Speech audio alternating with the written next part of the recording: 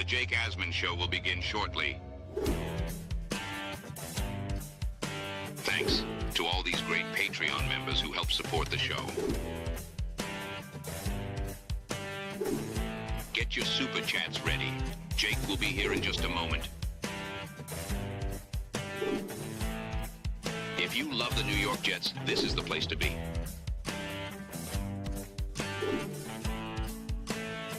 And now, the Jake Asman Show.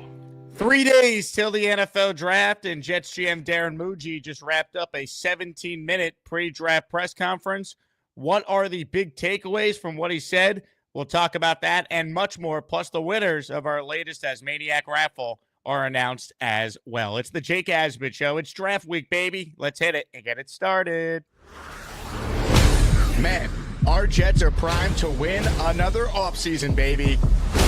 We bleed Jets green each and every day. Will the playoff drought finally end? Kings of the offseason, baby. This is what we do. At least we have Garrett Wilson. We have Breece Hall. Please subscribe and hit the like button below. Super chat, baby. Cut the line. We have Sauce Gardner. We have Quinn Williams. Prepare to be underdogs. Now it's time to talk all things New York Jets. It's the Jake Asman Show.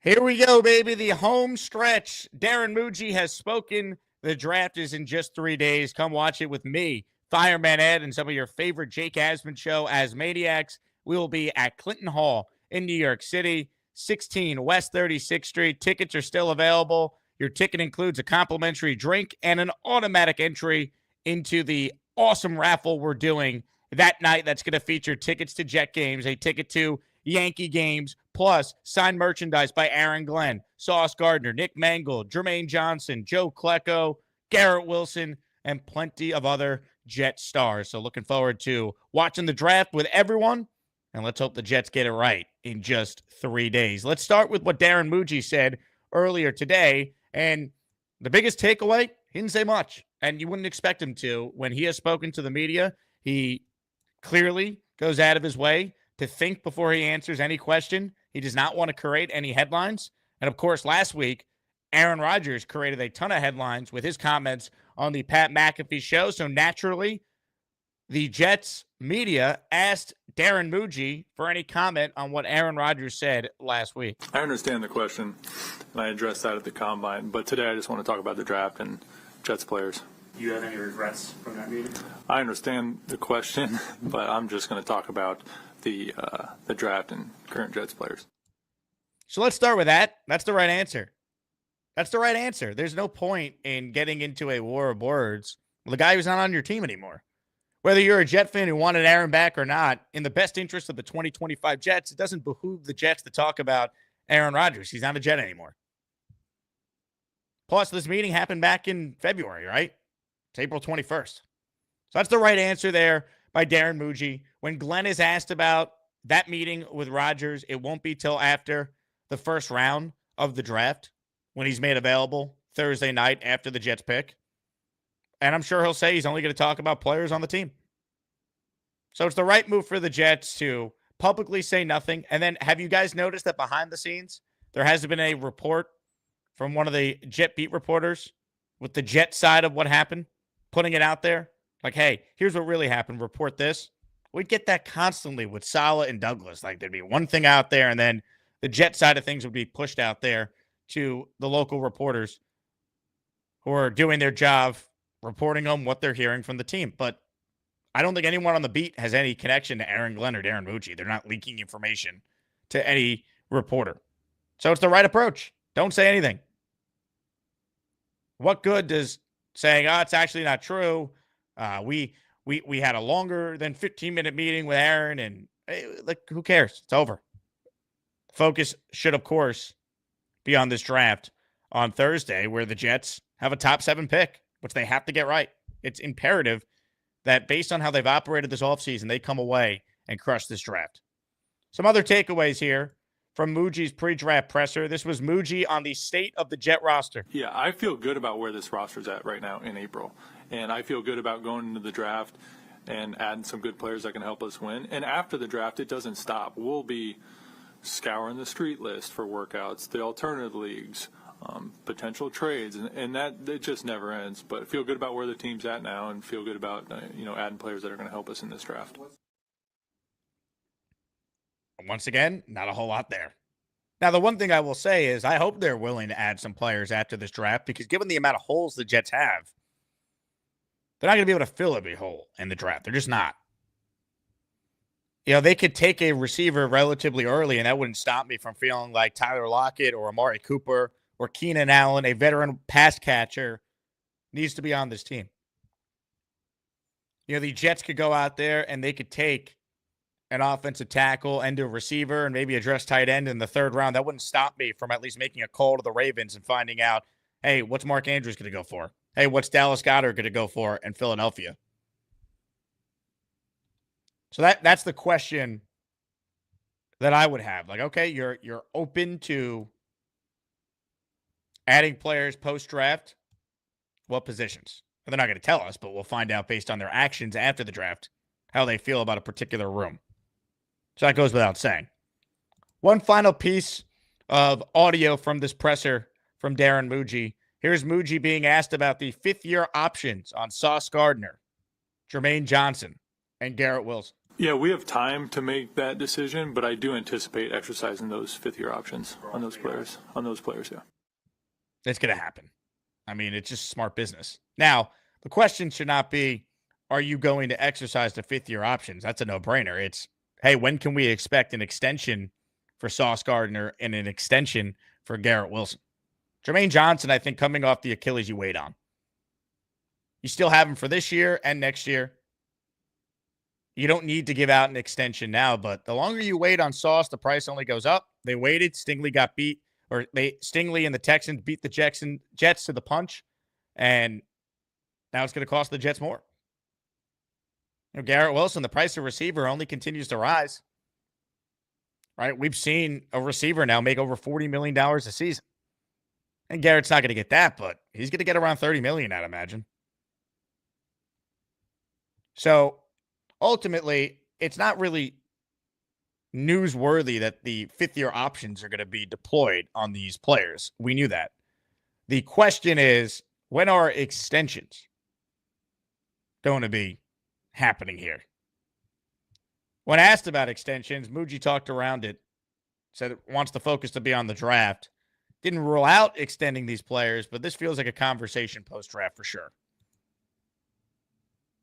When asked about why Justin Fields was named the starter without any pre-draft competition, Mougey said, we feel really strongly about Justin as our starter. Well, newsflash, you want the real reason?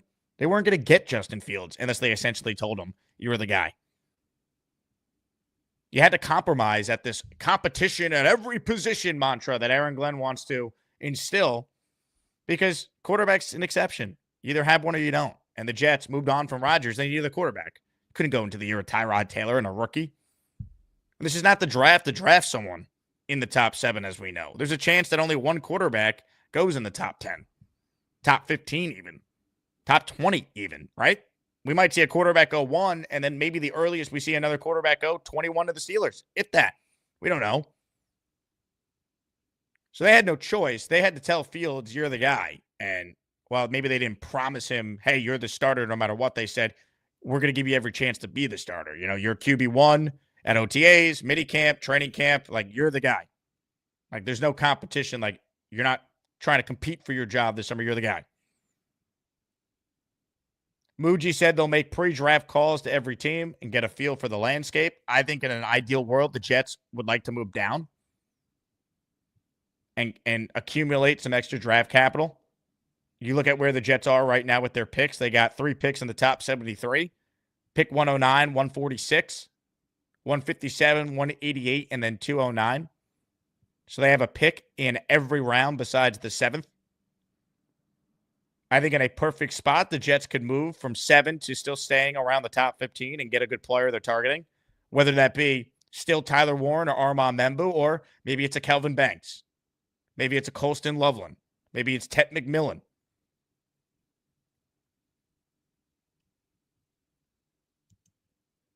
That, to me, is like the ideal scenario, but it's easier said than done. We all do these mock draft simulators, and we go, Look at all these deals I can make. Yeah, we can wheel and deal in a simulator. But reality is, it's not like that. It's just not. If it was, every team would make way more trades. And then finally, Mougey talked about how they've had a great turnout for off-season workouts. Well, today, the Jets have what is a voluntary minicamp because they have a first-year coach. So they'll actually be on the field a little bit today, which will be interesting to see if we get any, content out of that social-wise. But we'll say Thursday is a huge day for this franchise. It's not really just pick 7 because so much of what I believe they do on day 2 is so influenced by what they do on day 1. But Thursday starts this regime, basically, right? They've had free agency, and their move was, hey, move off Rodgers, go with Fields. That was like their first big decision. But in the grand scheme of things, while it's a big decision because it's Aaron Rodgers and it's a quarterback, what, best case scenario, Rodgers was probably playing one more year for the Jets, right?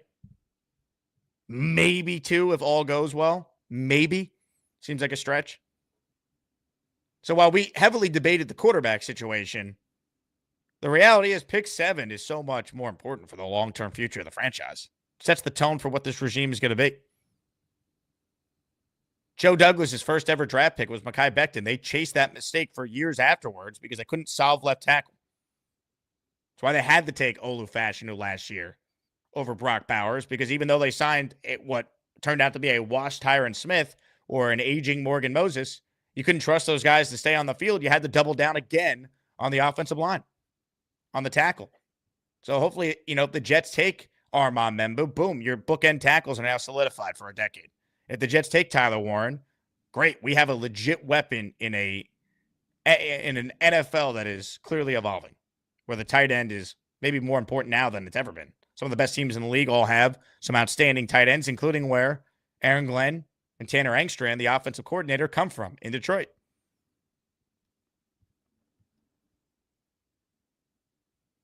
So much is obviously on the line on Thursday, and I can't wait. Hopefully the Jets get it right. Hopefully we watch them in person get it right. Another reminder to grab your draft ticket. Join me and Fireman Ed and some of your favorite Asmaniacs as we watch this draft together.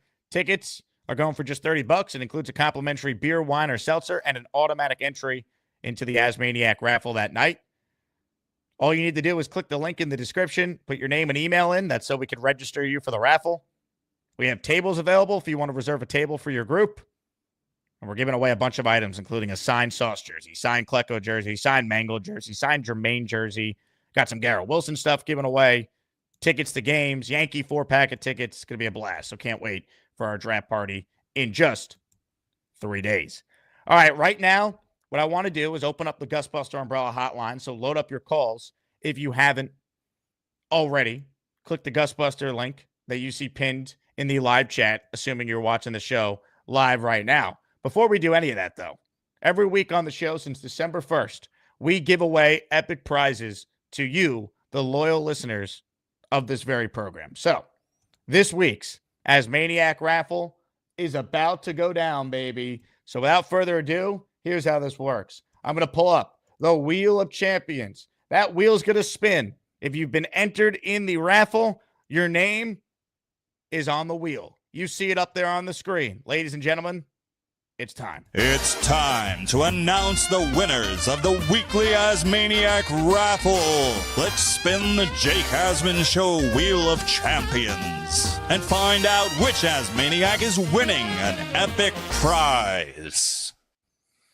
Hit the dramatic music, baby. Here we go.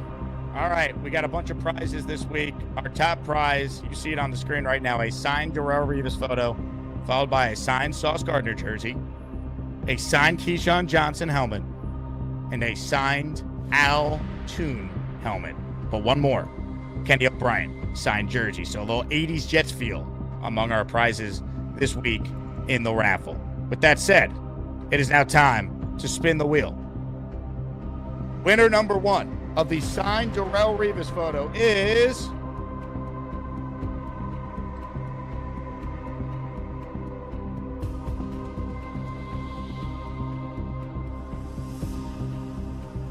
Bo C. Bo, congratulations. You're a champion, baby. Ladies and gentlemen, Bo has won a prize, which means he can't win another in this raffle. Winner number 2. Spin the wheel. This is for a signed Sauce Gardner jersey. And the winner is Rick Kent. The great Rick Kent checking in with a signed Sauce jersey. That's awesome. Rick won a signed Joe Klecko football last week and a Sauce jersey this week. Not too shabby. Here we go. Prize number 3. Spin the wheel. Prize number 3 is a signed helmet by former Jets first overall pick, Keyshawn Johnson. And the winner is Julian Manfredo. Julian, congratulations. He's been a long-time listener of the show. So Julian is your 3rd winner. We have 2 more winners to announce. Prize number 4 is a signed Al Toon helmet. Spin the wheel.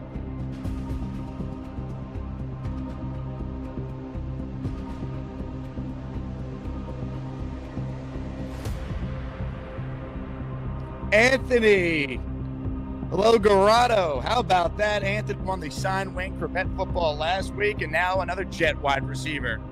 A great Jet wide receiver item is coming his way. The Al Toon signed helmet. Congratulations to Anthony. That means we got time for one more winner here. A signed jersey by former Jets first round pick, Ken O'Brien. Spin the wheel.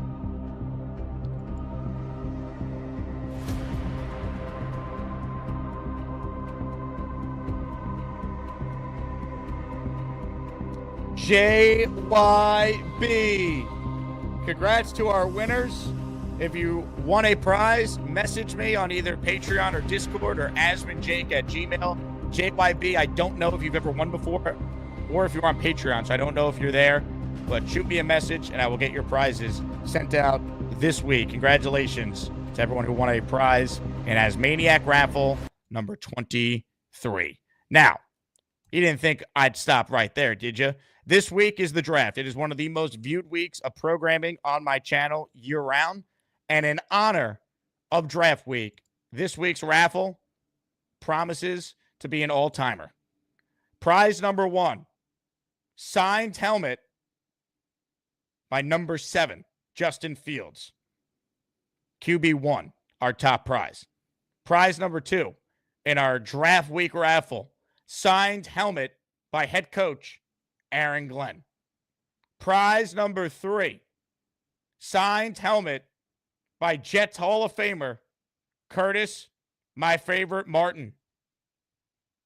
Prize number 4, signed helmet by Jets legend, Ring of Honor member DeBrickashaw Ferguson. Those are the top 4 prizes in this week's mega raffle. Draft week, baby. Gift away to be entered. And once again, congratulations to our winners of raffle number 23. Raffle number 24 is off and rolling, baby. Craig is in for 5. He's the first person to be a part of our draft week raffle. Give it up to our guy, Craig. Let's go, baby. Yeah. We're the freaking New York Jets, so we're built for this shit. That wasn't loud enough. Give it to me again, EG. We're the freaking New York Jets, so we're built for this shit. All right, K&D, how about this? King and Dreams is here. He is back and better than ever with 10 entries. It's the Asmaniac membership raffle. For every membership gifted, you receive 1 ticket entered in the raffle to win epic prizes. Love it. Thank you very much, K&D. The chat's exploding, so it's going to be tough to pull up who got them. But if you got one, thank K&D for that. And then how about a 5 spot? One more from K&D as well. Hit it, AG. We're the freaking New York Jets, so we're built for this shit. We are off and running here on draft week. Thank you to K&D and Craig for gifting memberships. They're in our draft week raffle now, officially underway now. Dan the Jet fan starts us off with a super chat. I wonder if Joe Douglas cries while looking at a picture of Sauce, Garrett, and Jermaine from draft night. I mean, he always can take credit for that. It's going to help him get another job in a front office if he wants it. We know he's doing some media for Fox Sports Radio this week, but after that, I would expect Joe Douglas to probably join a front office somewhere. Typically, scouts and executives are under contract through the draft. So, like, Mougey is working with the Joe Douglas hired scouts for this one. So I'd imagine a guy like Joe Douglas will get a job if he wants one post, this draft. So by Sunday, we might hear, hey, Joe Douglas is joining so-and-so. Wouldn't surprise me at all. Comments, questions, super chats, cut the line. If you tuned in late, gave you guys about a 15-minute monologue on the opening press conference, pre-draft presser from Jets GM Darren Mougey. Happy birthday to Curly. Everyone wish Curly a happy birthday, one of our longtime listeners. Chris says Justin Fields has a 17-33 record. Yes, you're the starter. LOL. We are an awful franchise. I get it, but to me, he was the best of what was out there, Chris.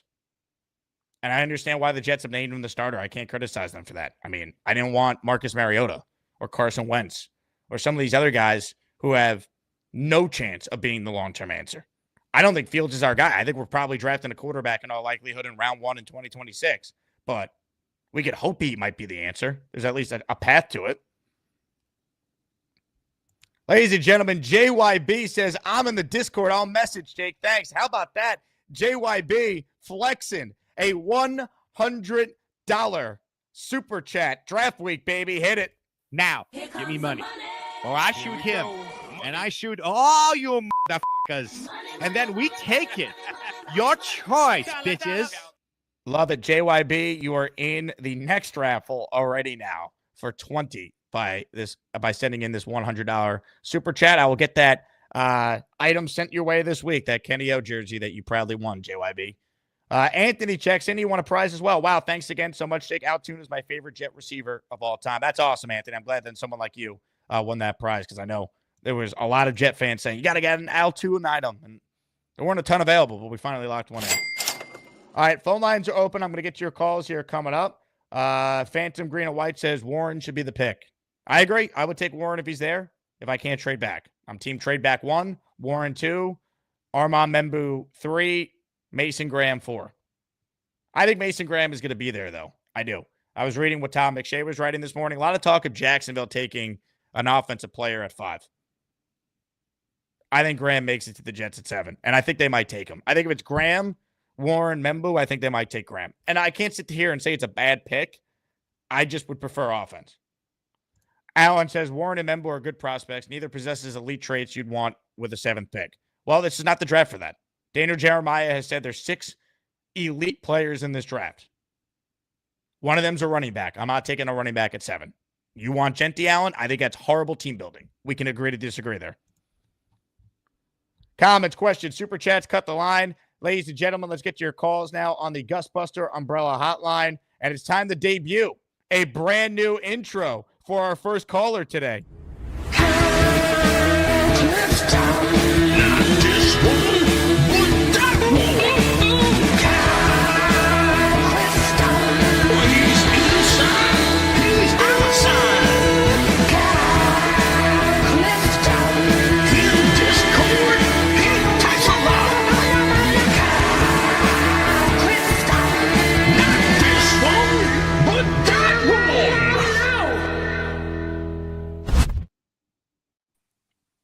Awesome.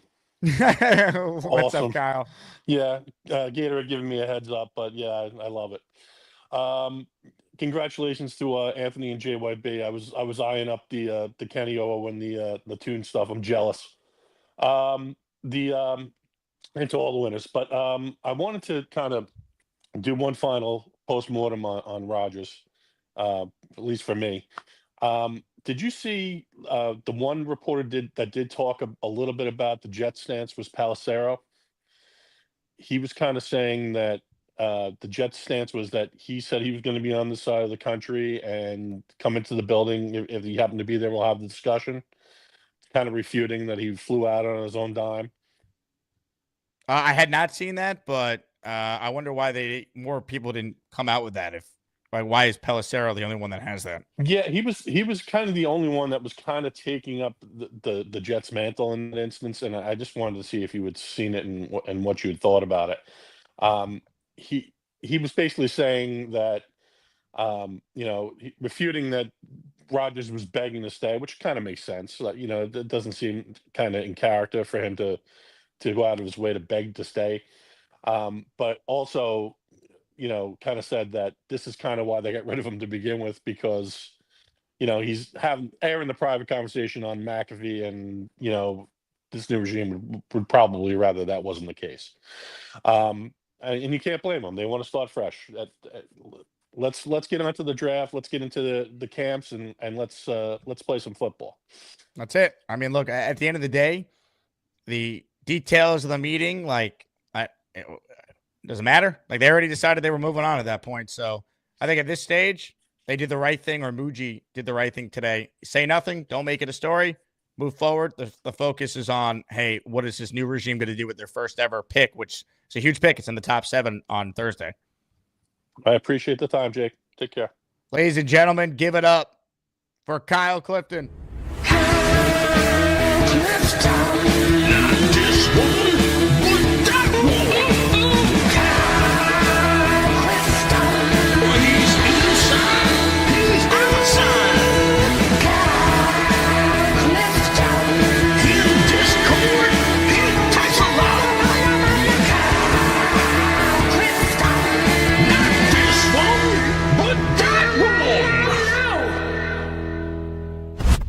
Shout out to Gator. Well done with the Clifton intro. Comments, questions, super chats, draft week, baby. Ryan with a super chat. Ryan the General says, thoughts on the fifth-year options for Garrett, Sauce, and Jermaine? I get JJ, but would we not get a better team-friendly deal? They lock Sauce and Garrett Wilson down now. Of course they would, Ryan, but the fifth-year option is the formality of picking it up. The extension would be tacked on after the fifth-year option. So I think there's some Jet fans confused because I got a couple tweets on this I just saw. The Jets picking up their fifth-year option does not mean they're not also going to work out a contract extension with Sauce and Garrett. I believe both will be extended ultimately before the season. That's my feeling. I don't think they're going to extend Jermaine Johnson. They want to see how he comes, how he plays coming off the Achilles injury.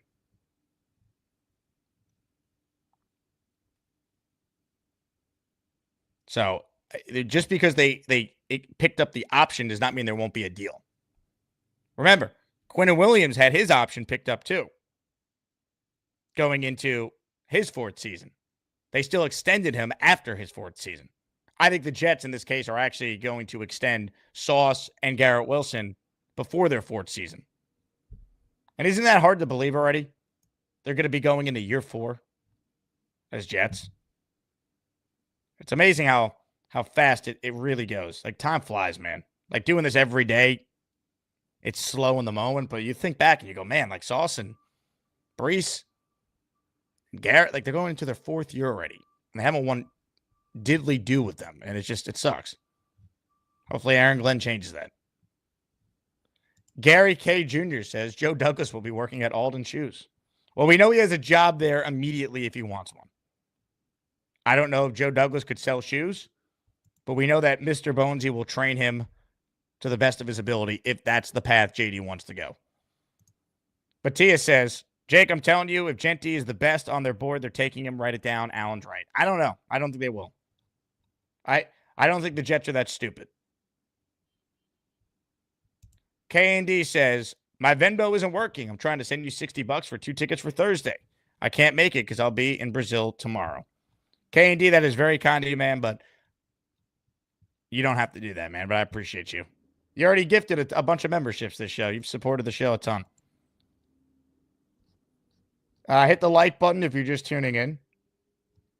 If you missed it, we covered the Mougey press conference at the top and announced the winners of Asmaniac raffle number 23. Congrats to Bonesy, Rick Kent, Julian Manfredo, Anthony L., and JYB on our 5 winners.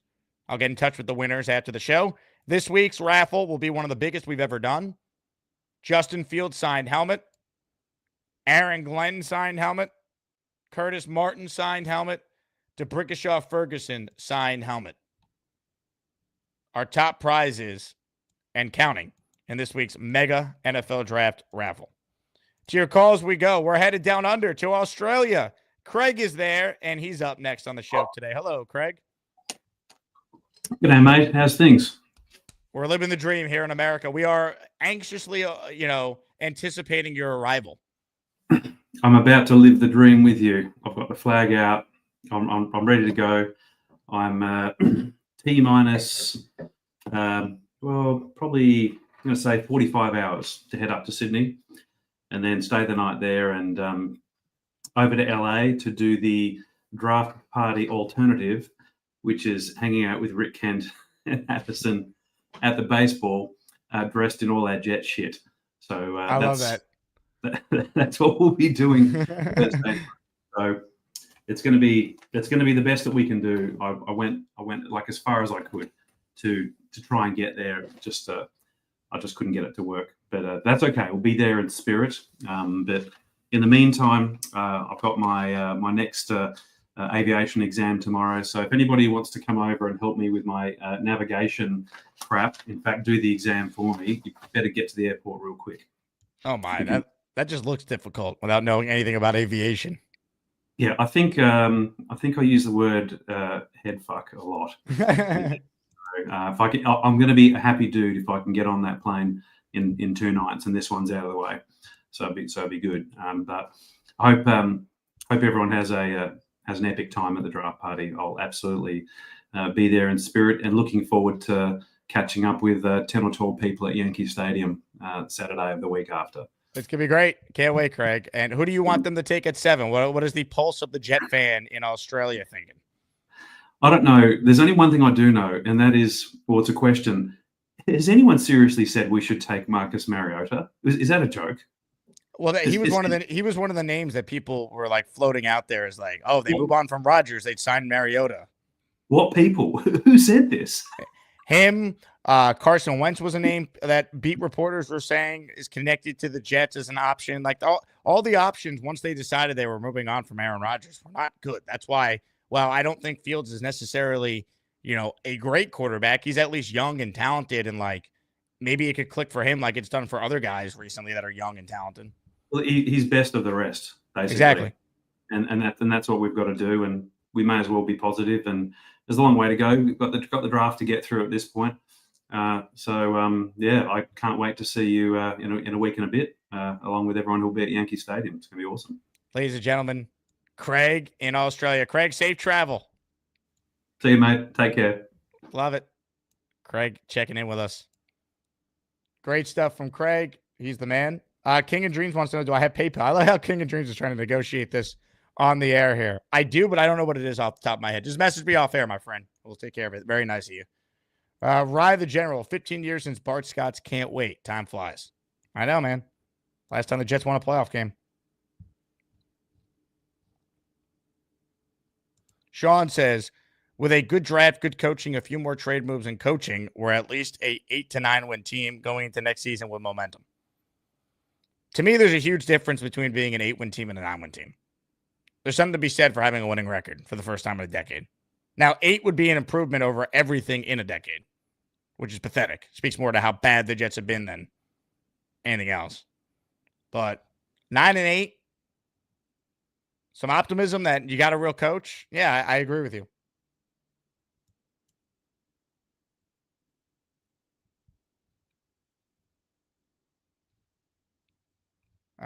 Let's see. Comments, questions, super chats. Always cut the line around here. Thank you all for tuning in. Looking forward to the draft party on Thursday. But Tia says it's very possible Mason Graham falls to 7. He's the best player on their board, and they take him. Yeah, I have a weird feeling that could be the pick at 7. I do. I hope it's Warren. I'm good with Membu. I think Mason Graham is in play. I don't think he goes 5 to Jacksonville. I don't think the Raiders would take him.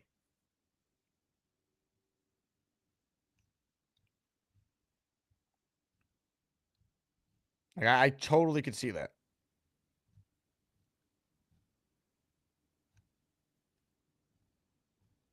Man. It wouldn't necessarily be a bad pick either. Like, he could be an awesome player. I just think they really need to address offense.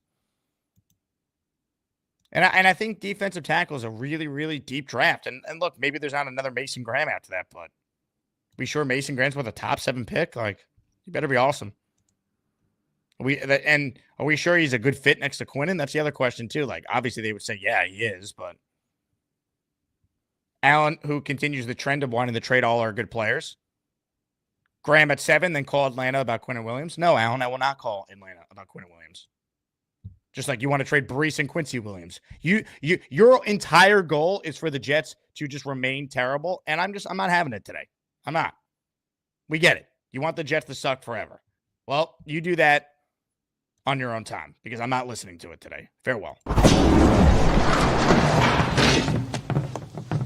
Now look what you've done, Alan. No more protection from the Asmaniacs. Had to pull you out of the chat and cast you down with the sodomites. Some time in here will feel like you've been run over by the lane train. You understand me? You catch my drift? Give them another 24 hours to think about it.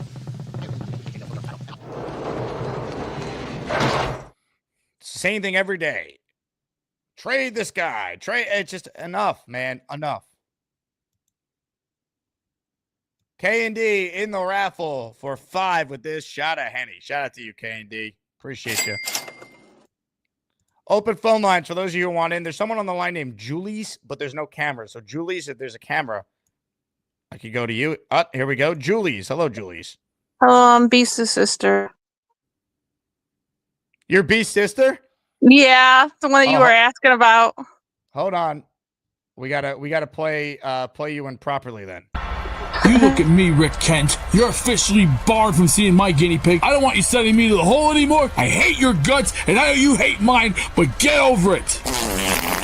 What you said to my guinea pig was disgraceful. You're barred. Don't ever put me in the hole again. Leave me alone. Go parade around somewhere in your underwear, you moron. The sister of Beastbreaker joins us now. Is this true? Yep. How's it going? Good. Hold on. Let's actually confirm this is Beast's sister. Beast, is this actually your sister? That's right. All right. She went through a lot, and I'll tell you this. Some of her boyfriends have feared me because I put them in check. See, they got to pass 3 stages of my pain. It's either you better live to your word. If you don't do that, I'll kick your ass. Number 2, if you turn on my sister, I'll beat your ass. And number 3, I'll give you the 3rd degree so bad that you ain't going to come up and look for me again. That's the only thing you'll find is me in a dark alley waiting for a baseball bat to kick your scrawny little ass. Thoughts, Julie? That's him. That's my brother. I love it. And I'm as mean as a guard dog. Just don't get in my way or I'll kill you one way or the other. Just like Alan, he just got his one-way ticket paid. And toilet paper for him is the cheapy kind. You get a DT. Save your Dollar Tree. It's an 11-letter word. Jay wants to know, does Julie eat gabagool? I haven't tried it yet. Really? Gabagool is great. And to Gary, don't you ever say Cappy Cole. Because if you do, whack! You know what I mean by whack? Hey, exactly. Julie, what's the Beastbreaker attic like? Can you take us inside what it's like to be up there? She's in Indiana. Hey, she lives in Indiana. I'm here in Illinois. We're very smart. We're very tough. And we play by a set of rules. It's called play with us and you'll get destroyed. We're not the playful kind you want to fight in the backyard. You want to get into a fight? Hey, you bring your ass to the dark alley. We'll wait for you with a bat. And I got a baseball bat with names on it. And she knows. Yeah, he does. Love it. She knows. It's called Don't Even Think About It. Because the last boyfriend she tried with, it's called, see this? This is death right here. It's telling you better pick your picks. This is the cemetery. You want to take a ride with it? Come on. You want to take a ride with the Undertaker? Come on. I got the. I'll call right now. I'll call casket and get ready for somebody's grave. Now I'm gonna finish my breakfast and enjoy my day. What are you having for breakfast, Beast? I just had eggs, sausage, steak, and some hash brown, spicy, and a little bit of wheat toast. Supposed to have a little grit. Hey, you're supposed to have some wheat. It's good. Oh, and to Gary, wheat is good for you. Same with vegetables, fruits, regular milk, and other sorts of things. See, chocolate is not real. See, it might be good and all, it's great, but you need to have a little bit more wheat in your diet and eat some more poultry, you turkey. Hey, Julie, are you a Jets fan as well? No, I'm a Bears fan. Sorry. A Bears fan? Yeah. Well, her family's different. Her family's different than mine. Her didn't she have a boyfriend from New York is a big Jet fan? Yeah, I had somebody from New York was a Jets fan. Yeah. Okay, that's fair. Now let's get to Jake. Thank you very much. Let's get on to some other callers because I don't want to feel like an asshole. So let's roll along. Let's get the train rolling. Rick Kent says the clock is ticking, Beast. Your thoughts on Rick Kent? Hey, I got news for you. Don't look for me in the dark alley because I'll knock your teeth out. Now, goodbye. Have a good day. Adios, el señor pelota. Time for me to exit. See ya. Okay. I'm not really sure what the point of Beast's sister was calling in, but apparently that was Beast's sister. Julie Beastbreaker.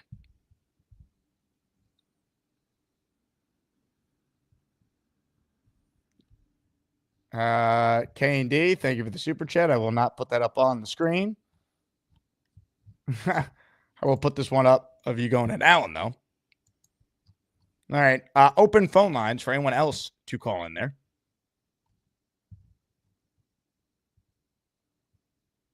Jets Worldwide wants to know, was Julie's boyfriend Charles? Nate says, get Julie in for BMAC in Asmaniac Madness. I'll tell you what, if Julie becomes a regular, she could go far in the tournament next year. We got a long way to go. Gator says, Julie Breaker 666. Tom says, after meeting Julie, everything makes sense with Beast. Blitz BK says, Beast took over and didn't shut up. Yeah, Beast kind of was beasting it up a little bit. Beast, call back in. We want to learn more about Julie here. Let's get a little feel for it. In the meantime, for those of you just tuning in, our top prizes in this week's Asmaniac raffle: a signed Justin Fields helmet, a signed Aaron Glenn helmet, a signed Curtis Martin helmet, and a signed DeBrickashaw Ferguson helmet. Let's go.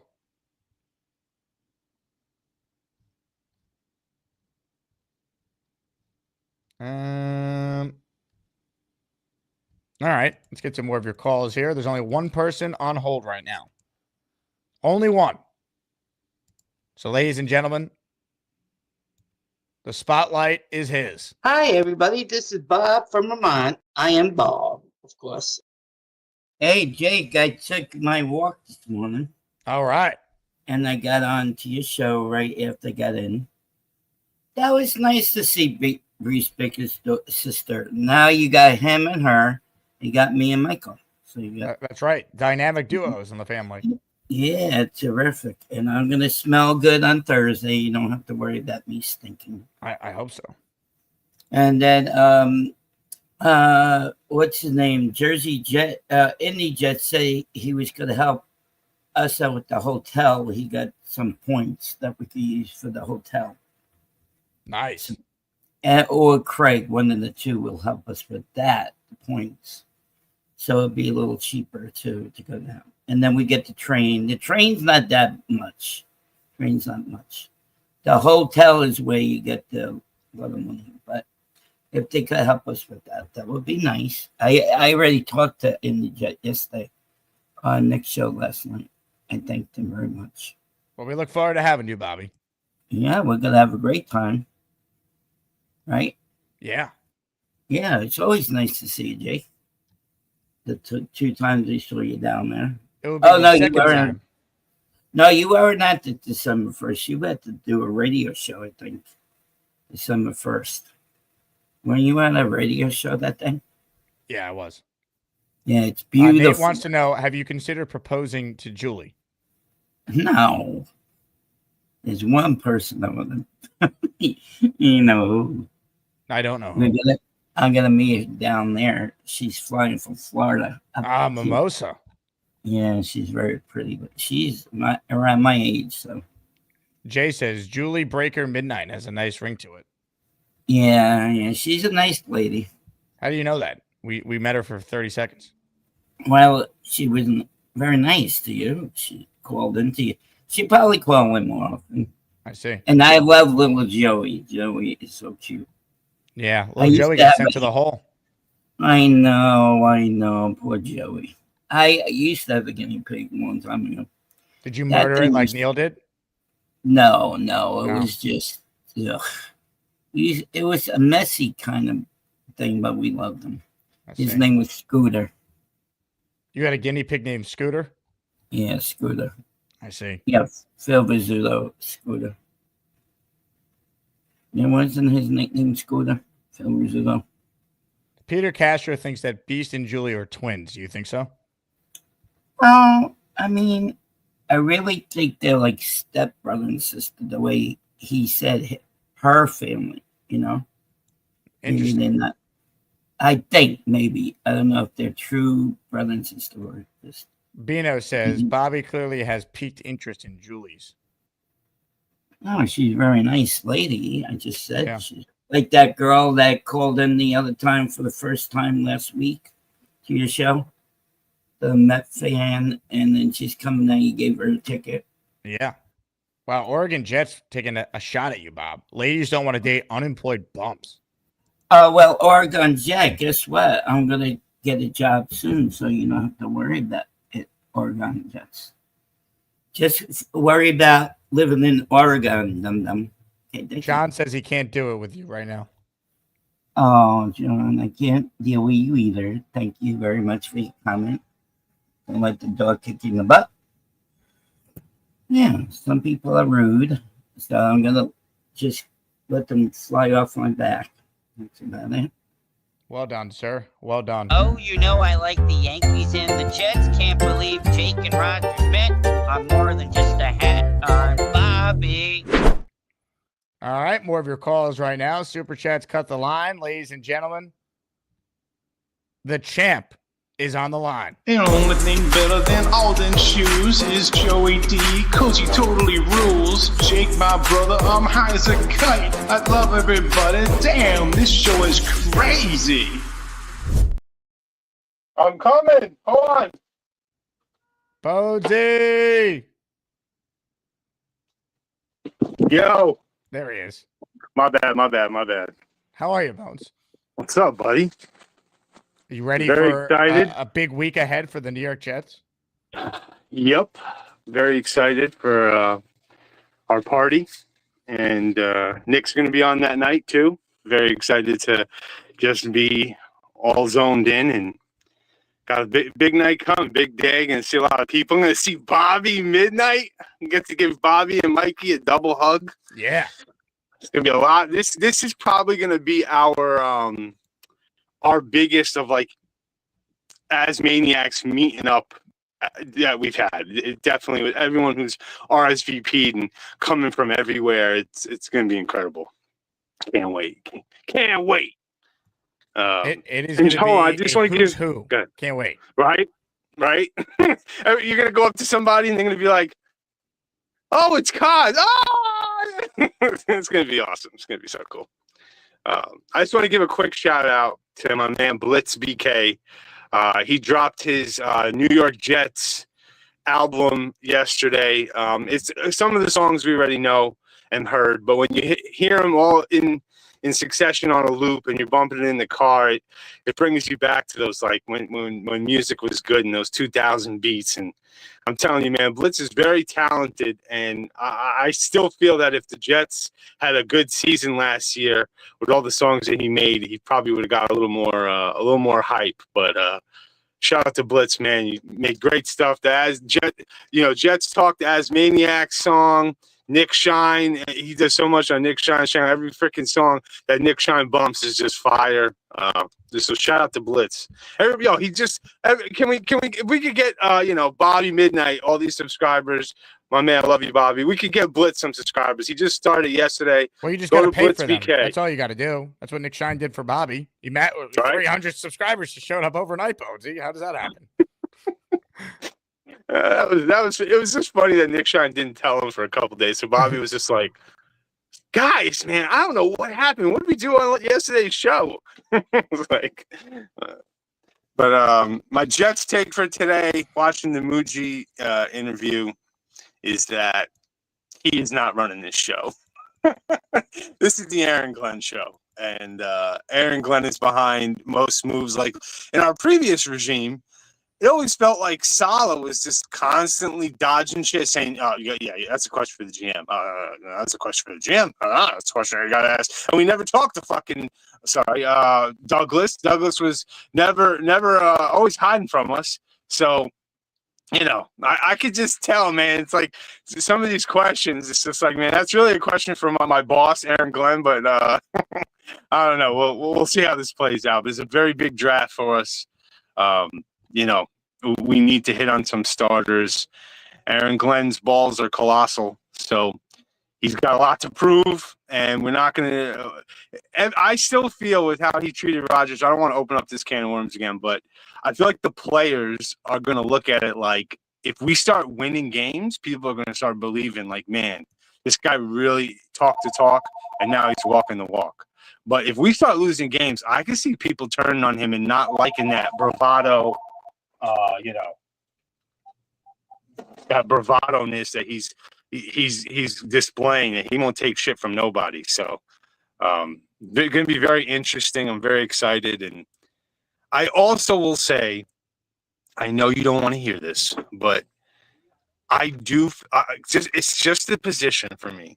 But if we draft Graham at 7, I don't see how, with the other holes that we have that we need to draft and hit on, that like you draft him and then put him next to Q, and then it's like on your D line you're gonna have, I don't know, man. I don't want to agree with Allen, but I almost feel like if you draft Graham, what if you don't could get take like Graham then? If your plan is to trade Quinnen, don't trade Quinnen. I agree. But what if they're looking at it like, because now we know that Aaron Glenn does not give a shit who you are. He could care less. He could care less if you're Aaron Rodgers.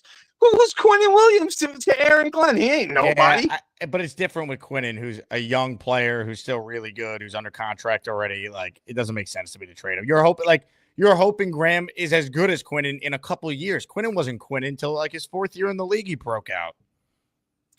Agreed, but in my eyes, if like you're going to waste a pick on a D tackle at 7, if you flip Quinnen for a first, then you can fill another hole that you need. If you're Who's that giving big you on a Graham first this year for Quinnen, like it's probably next year, and then we're gonna be a bad team like in 2025. We're already giving up on next year. Yeah, I guess you're right. If it wasn't for this year, then the whole thing is pointless because you're trying to fill holes for this year. I just don't want to go D tackle in the first. And hopefully they can like trade out of 7 if someone else wants Graham. Like the Niners have a lot of picks. They could use a Mason Graham. I'd move back with them. They're at 11. If Graham is like, if you're, because his stats don't like, you know, I didn't watch all his games. Obviously, I'm not like a big college scout guy, but he has to be extraordinary for me to draft with all the holes not that we're full of holes, but for the big team needs, the big hits that you need to draft another D tackle. I'm just in my mind, I'm just like, ugh, I just have flashbacks of all the Dwayne Robertsons and, you know, all the Leonard Williams, which Leonard Williams wasn't a bad player, but you know, I just feel like with Quinnen, if Quinnen's that good, which he is getting paid like he is, we should be able to put someone who we sign off free agency or someone we draft on day 3 next to him and succeed because he's a baller. And with Jermaine coming back healthy, it's just like, I don't know, man. To have 2 D tackles that are premium, you know, getting a first round pick and 2 D tackles getting premium money, I don't know. I'm not on board with that. So hopefully I'm wrong. If they love Graham that much and it's like he's an Aaron Glenn kind of guy, his motor and his, you know, they're going to be looking for that. They're going to be looking for those type of players that they want. So I just that's my take on Graham. But what do I know? You know, I'm not an NFL scout, so they better. Glenn and Co better know what they're doing because they've been talking a big game and they're getting me hyped up. If you're going to talk this heavy and you're going to feel you're going to have this much authority, what are you hyped up about? What is there to be hyped up about? I'm hyped up that Glenn cannot have a disappointing season.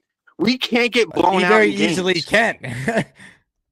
But it better be like the Lions were, where you can feel the team ascending and that you can feel the culture change and you can feel it. I better feel it. He's talking such a big game. He's here to win and win now. He just told Aaron Rodgers to F off, basically. Like, he was so, just... He Get the fuck out. He ain't taking shit from nobody. And I respect it right now. But we better see it on the field. We better see the play.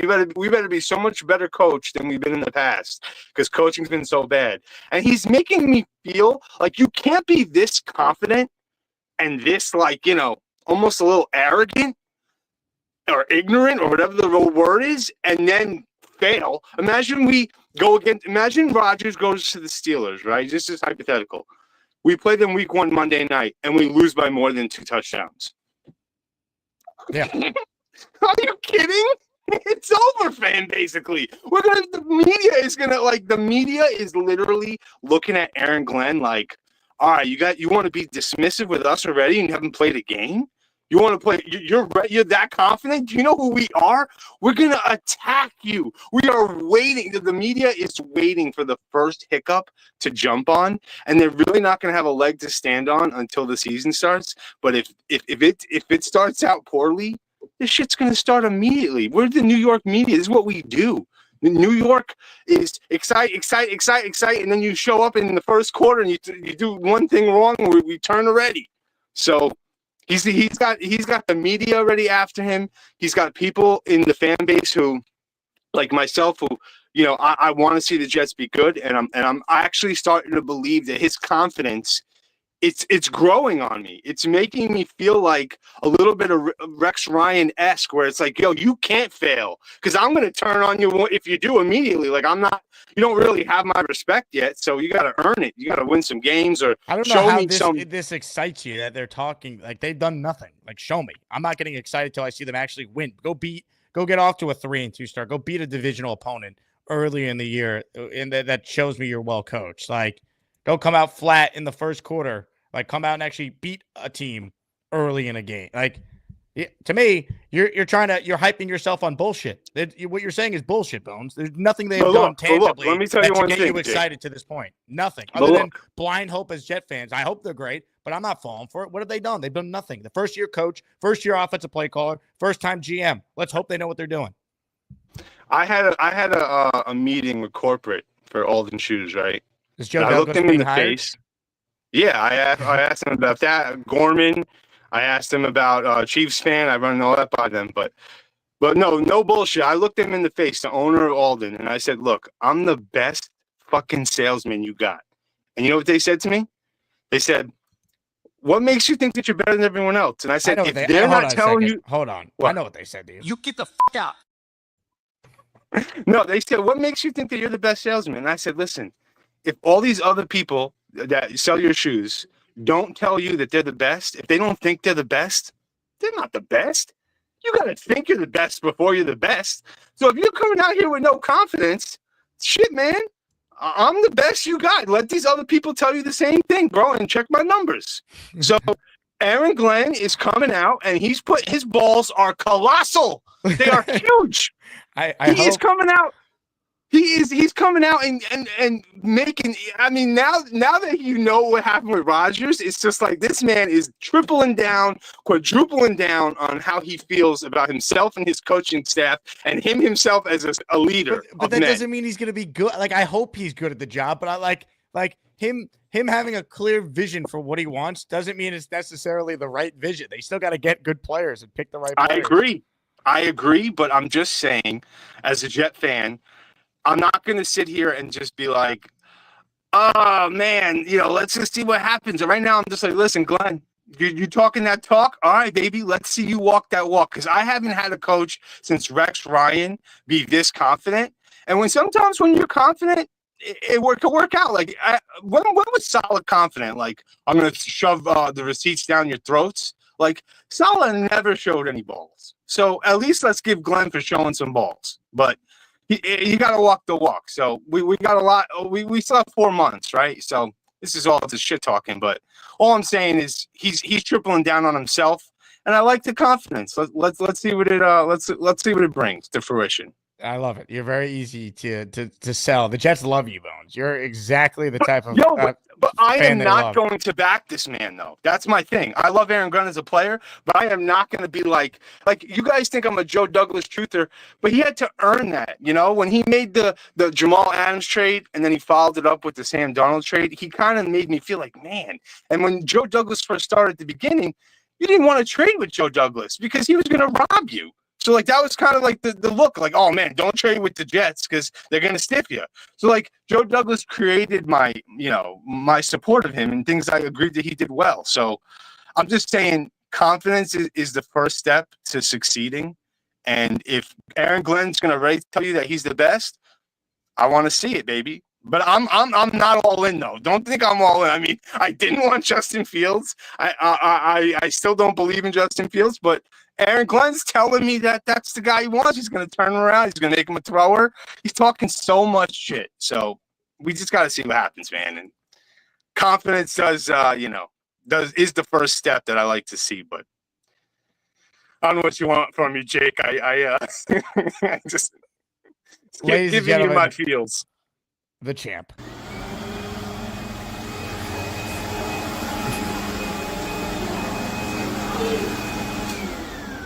Mr. Bonesy. Incredible. Come meet Mr. Bonesy at our draft party on Thursday night. Shout out to Rick. Rick Hayen has gifted not 1, not 5, not 7. How about a 10 spot of channel membership? Money. Hell yeah. Give it up to Rick for paying it forward. He's in the raffle for 10. Ryan Kaza, Beagle Tree, J Tree, Dan Philcox, Roseanne, whose dad, by the way, won one of our raffle prizes before, the Altoon sign helmet. Clancy, Italian Stallion, Alan has gonorrhea, Darnell Towns, Rasta Dread, and Spin the Ben, all receiving channel memberships. Coach James is a channel member as well, so he's in the raffle for 1. He joined himself, and his super chat cuts the line. It goes first here. At the end of the day, they've done nothing. Glenn is confident or arrogant. Wins and losses will give us the real answer. Let's see what happens. I can appreciate they have a clear vision for what they want to do, but it doesn't mean it's the right vision. We got to see it. Like, I appreciate they didn't let the Rodgers thing drag on.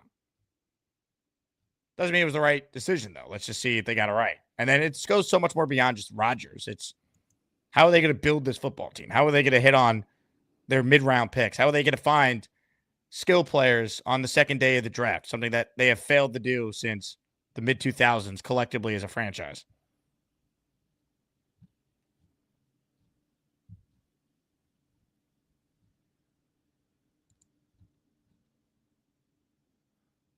So that's the bottom line.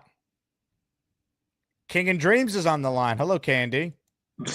What's going on? What's going on, my brother? Hey, man. First of all, man, I wanted to apologize. I think that comment might have come off the wrong way, man. What I was trying to say is that Beastbreaker, he was hyping up the crowd and all that. You know what I mean? So I was like, oh, okay, all right. Come play for us. That's what I was trying to say. So my bad, bro. My bad, man. My bad. Candy, second thing, you're all good. Yeah, no, I felt bad, man. I just wanted to clarify what I was trying to say. Next thing is I'm gonna hit you on the back line and I'm gonna take care of those tickets. So if you're doing an afternoon show, people tune in. We gonna raffle off 2 tickets for y'all, man. Love it. All right, I'm out of here, man. Peace. Candy, checking in. All right, more of your calls right now, ladies and gentlemen. The return of Jersey Jet. Hopefully his internet doesn't suck. Hello, Jersey Jet. Hey, what's going on, Jake? What's going on, chat? Yo, Bonesy, I don't see why he want to go in on Glenn like that. That's kind of really why I jumped on Rodgers the other day, and I went too hard. That was below the belt. I acknowledge that. But what did Glenn say? Some people are actually badasses. Okay, some people talk shit and they back it up. And there ain't no games played right now, so what's the sense in beating on him into the first game? I don't get it. I don't get that energy of coming at Glenn. What else did he say? besides we built for this shit and that he think Justin is ready? We're gonna win Has now he and said going something else? forward. No, I mean it's just his interactions with the media. Well, he's called out questions that he doesn't think are good. Like people love Bro, that stuff now. everybody It agrees doesn't that that work if was you a don't win. stupid ass question. Most people thought that was a stupid ass question, and he got a stupid ass answer. Yeah, Jersey Jet, your connection is just it's very loud behind you. I think there's a lot of fans that blindly love Aaron Glenn just because he hasn't lost any games yet and he played for the Jets. You know what I mean? Like, sure, buy in, be excited, but until I personally see some like real wins, like I'm just not falling for it again.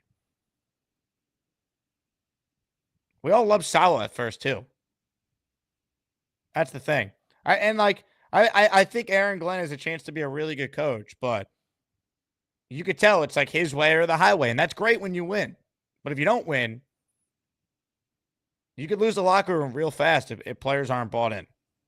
Because whether you like the decision to move on from Aaron Rodgers or not, he was a very popular player in that room to a point where multiple players publicly, and I've heard this from behind the scenes, were not happy with that decision. So Glenn's job is to get them to buy into what he's preaching.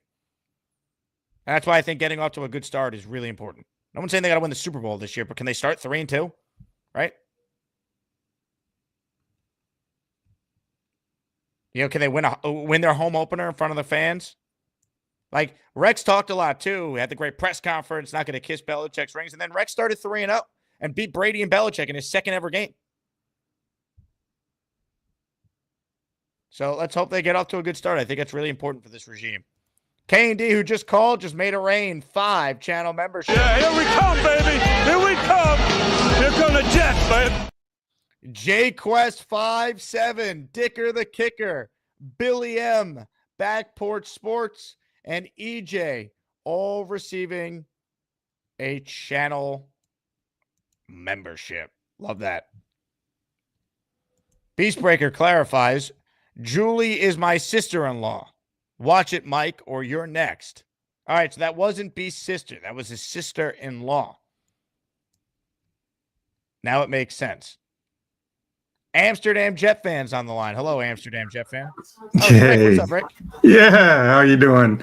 I just gifted my first ever membership, so there you go. There you go. You're in the. We do ship internationally, so if you win, we're still to Amsterdam. I'm counting on that. I Austrian Jet fan has won a bunch of stuff, right? Yes, yeah. I was actually in the plane with. I realized now I was in the plane with him on the way back from the London game. I didn't know who it was then. But, you know, he was all in jet gear, and I was on a flight to Zurich as well. And I was like, oh, wait a minute, that was probably that guy. So there you go. But yeah, I've been away from the show for a little bit. So apologies for that. Hello to all the Asmaniacs. You guys are my family. Have been for years. So thank you very much. That March Madness stuff was crazy, by the way. That was absolutely insane. But yeah, it's an amazing community. I did notice, I don't know if I guess everybody knows, but you have been a little bit let's say, you know, questioning or down maybe lately on the you know, seeing results first is what everybody feels, I think. But the main thing I actually support you in that, you know, anything 6 or 7 wins ain't going to cut it for me either. You know, I've seen so many rebuilds as a fan, but that's not what this is. I mean, the roster's too good for that. You know, in terms of a couple of, well, at least 6 or 7, you know, Pro Bowl level players. Obviously, you need a good draft on top of that. But this is, you know, so I find this very different than any of the other transitions we've seen over the years. It's different like that, which also means Glenn and Mougey have a shorter leash. I think a lot of the fans have been saying that too. But yeah, they got to win. But I am confident. I think the fact that there's like no leaks out of this building, haven't heard a peep from anybody, is I don't even remember when the last time is that's been the case. So you know, I think that's really promising. I think you know, Aaron Rodgers getting told to go away was a good thing, even though I wanted him as well. I mean, I agree with you, or I forget if it was you, but Woody, I think had already made that decision maybe before even hiring Glenn, right? That's just not going to happen. But the strange thing is, I think everybody kind of knew that, And then is Aaron the one person who didn't know that, and then is walking into this like, that's almost like naive on his part. I Well, put that's that why I on also him. think it doesn't matter, right? Because it's like they already Right. made the decision to move on. Like, does it really matter how they told him of that decision? No, Like, better be no. right with your decision. Like, hopefully, Fields is awesome, and this team's well coached, and they go 9-8, make the playoffs next year. Yeah, and then to throw everyone under the bus like that. I mean, that goes even beyond. I mean, I was a huge Aaron fan. I mean, that was super disappointing. There was no need for that. Yeah, You could But have handled that in so when many they get different fired. ways. 100%. Yeah, I don't think he No, looked but good. even getting fired, you could be nicer. It's like it was so petty, and then he's apparently still not knowing what the hell he's doing. So, good luck, Pittsburgh fans. As long as it's not on Monday Night Football the first week, then I'm it's I'm coming. cool with that. It's coming, Rick. It's coming. Week 1. Maybe it'll be the Steelers London at Jets. game. Maybe it'll be the London game. We have a home game, right? London game's going to be the Jaguars. Oh, is that already known? That's not known, but I have it on pretty good authority. Okay. All right. Well, actually, that'll be a winnable game. So, see you there again this year. Yep, 100%. Yeah, right? Okay, cool. Well, look, let's have a great draft. I think they can't really go wrong, I mean, unless I think this regime is conservative, which I think in this case is actually good because, they're going to go for trenches. They're going to go for the tight end and the receiver, I'm pretty sure, in the first 3. Any order is fine by me, to be honest.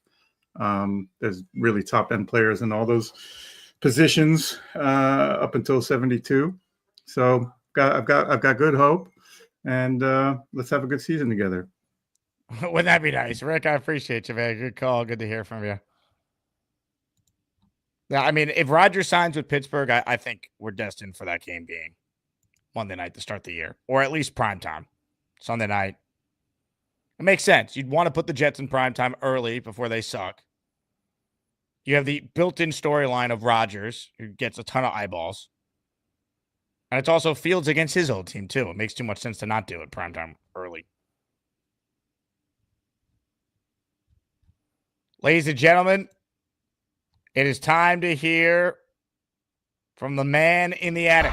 Right now, we're getting some gabagool. If you really want some gabagool, you gotta come get the gabagool. Catch you later. Good morning, Jake. How are you doing? How you doing this morning? Now, Beast, what is the real story with Julie Breaker 666? Is she sister-in-law? What's the deal here? My sister-in-law. Now, how come she called the show? She didn't say anything. That's my sister-in-law. I've known my sister-in-law for many years, since 2018. See, I got a big family. We're different. We're very different. We might have a temper, but we also have a German background as well. See, that's that European background. See, ancestors you got to look back on too. You also have to look back on your other ancestors that also came from a different country that came to America in the years to come. So you got to look at your backgrounds too. See, that's what I've learned for many years. My grandfather, who came here, who was born here in America, but his mother was raised in Poland. They came here and they were born very smart and very wise. They went through a very difficult time. They went through the 30s. That was the Depression era. Then he went to World War II with his brother in Austria. That was a great thing. He got out of the Korean War because he wanted no part of it. He got out of the Vietnam what's War. your take on Christopher Columbus? Christopher Columbus is a great novelist. I like his point. But to anybody who insults Italians, hey, to anybody who insults an Italian, you're a disgrace to the public and a disgrace to New York. New York is full of Italians. Who do you think built all these buildings? Who do you think built all that? Like Times Square and all the other great stuff. Anybody who insults New York is either a piece of garbage or you're just a lowlife with a low IQ dumber than toilet paper.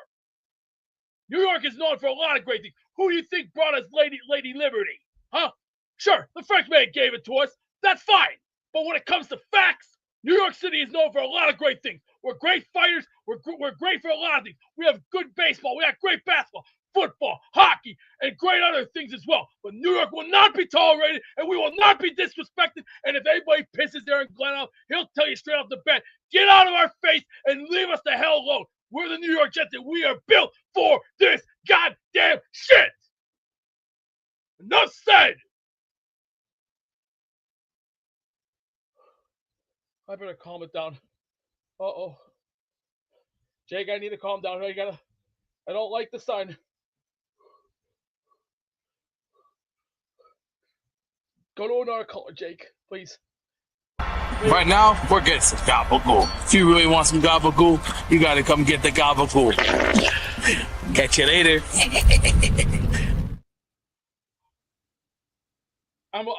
I just needed to calm down for a minute. I don't want to have a heart attack on this show and go in the hospital, but not my way of going. I don't eat Cheerios, number one. Cheerios are disgusting. Do you know that has chemicals in it? I think it's time you finally go get that straightened out. Hey, I have Joey's fine. I'm just trying to make points that Aaron Glenn is not going to take the crap lightly. The media can talk all they want about Aaron Glenn. Aaron Glenn will tell me, get out of our locker room. We're not going to listen to your crap, your bullshit, and your little, you give me a 5 wins. Shut up. We're not going to hear about 5 wins anymore. We're going to win. We're going to fight. We're going to bleed. We're going to sweat. And we're going to take an ass kicking. And we're going to take it lightly. And I'll tell you this right now. We're not going to lay out for nobody. Not on this stinking planet. You know why? Because I died a Jets fan, and I'm going to die one day. Ladies and gentlemen, sports fans of all ages, welcome to the event of the year, the moment you've all been waiting for. This is the Asmaniac Rumble. Bro, you need to get on a carnivore diet. Like you're gonna have a heart attack, bro. I'm not being a jerk. You need to get on a carnivore diet. You need to get on a heavy protein, heavy fat diet and stop eating sugar. You're gonna have a heart attack, bro. I love you. I care about you. You're my age. I don't want to see you having heart problems at 40 years old. Thank you, Gary. I understand that, but I have standards. I'm just trying to make points loud and clear, and I've had a lot to do, and I have a lot to say the last couple of days. I've been on a lot, and I even have a picture of my own daughter right here in front of me. That's my daughter. Look at that beautiful daughter. You got a lot to live for, my man. Let me just say this: it takes a big man to do the job, and I'll tell you this: in achievement, Bringer would be proud of me because you know why? I paid for my daughter's graduation and I paid for her prom. It ran me a good $560 for everything, with nobody's help. Nobody helped me. Nobody did anything. Rich, no, I don't hate my daughter. It's just I care about my daughter and I care about my kids. And you know why? It takes this. It takes this, and it takes Jesus. Because I'm a very smart man, and I care about my kids. I also care about my animals, too, as well. I do my job very clearly and very professionally. And we're not going to take our crap lightly. So if anybody's got a problem with Aaron Glenn, take it up with his department. Australian Gary, you want to take this question over here? Yeah, I don't eat vegetables. I can't believe we're having this conversation again. I don't eat vegetables. I don't let my kids eat vegetables. We don't do vegetables. Fatty meat and water, and that's it. Peter Castro, it is a big deal because let me just say this, Peter. My daughter has no one helping her. I did something that no one else couldn't do. Her biological mother was a chicken because she was too busy praying around being a hooker, and I was doing my job like any other champion would do. And you know what? It takes this down here inside to do the job. You know why? I care about my kids and I love my kids. And if anyone's got a problem with it, take it up with somebody else in my department. And Gary, you know that too, right? Yes, sir. Did I? Oh, Jesus Christ. Oh, my God. Gary, I need time. Can we just get Jake, come. No. I already seen a question I don't want to see. I don't want to see anymore. No more. Jake, pull him. He's a man and his daughter. Like, it's... No more. You can just leave studio. You can help yourself out here, Beast. You can leave studio.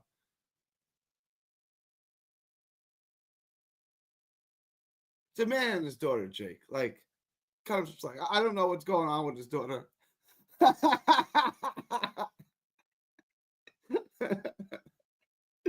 That is well done. That is well done, Gator. Chicken with pasta is worse than peanut butter with sandwich. I knew you'd like that, Gary. I knew it. Comments, questions, super chats. We'll cut the line. Beast all over the place today. He's the one who's messaged me, put me back on. Then you put him back on, and he melts down. So what am I supposed to do there, Gary? All right. You're the one calling in, telling him he should eat only meat. How about some vegetables, huh? All right. How about a carrot or some celery or some broccoli? I think that would help too. You don't mention that. More of your calls right now. We got some heavy hitters on the line. Thunderlips and then Neil are our next two. Hello, Thunderlips. Hey, what's going on? My bad about Friday, brother. I made some poor life choices, to say the least. Look like you're having a good time in that pool. Yeah, I was left to my own devices, just floating around the pool. I think I was too excited to open that motherfucker. You know what I mean? So I overdid it. But yeah, I feel like every time I check the show out, like 5-10 minutes a day, it's like some crazy Beastbreaker action going on. I feel like I tune in just at the right times. You know what I mean?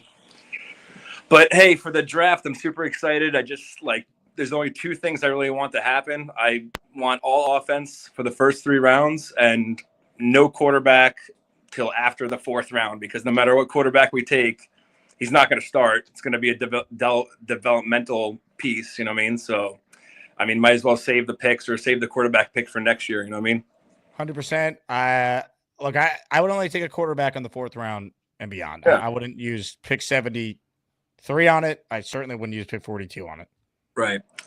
One last thing. I actually bought a picture frame from Walmart the other day. I had the same exact picture of Beastbreaker's daughter. So I think it came with the frame. I don't even think that's his real daughter.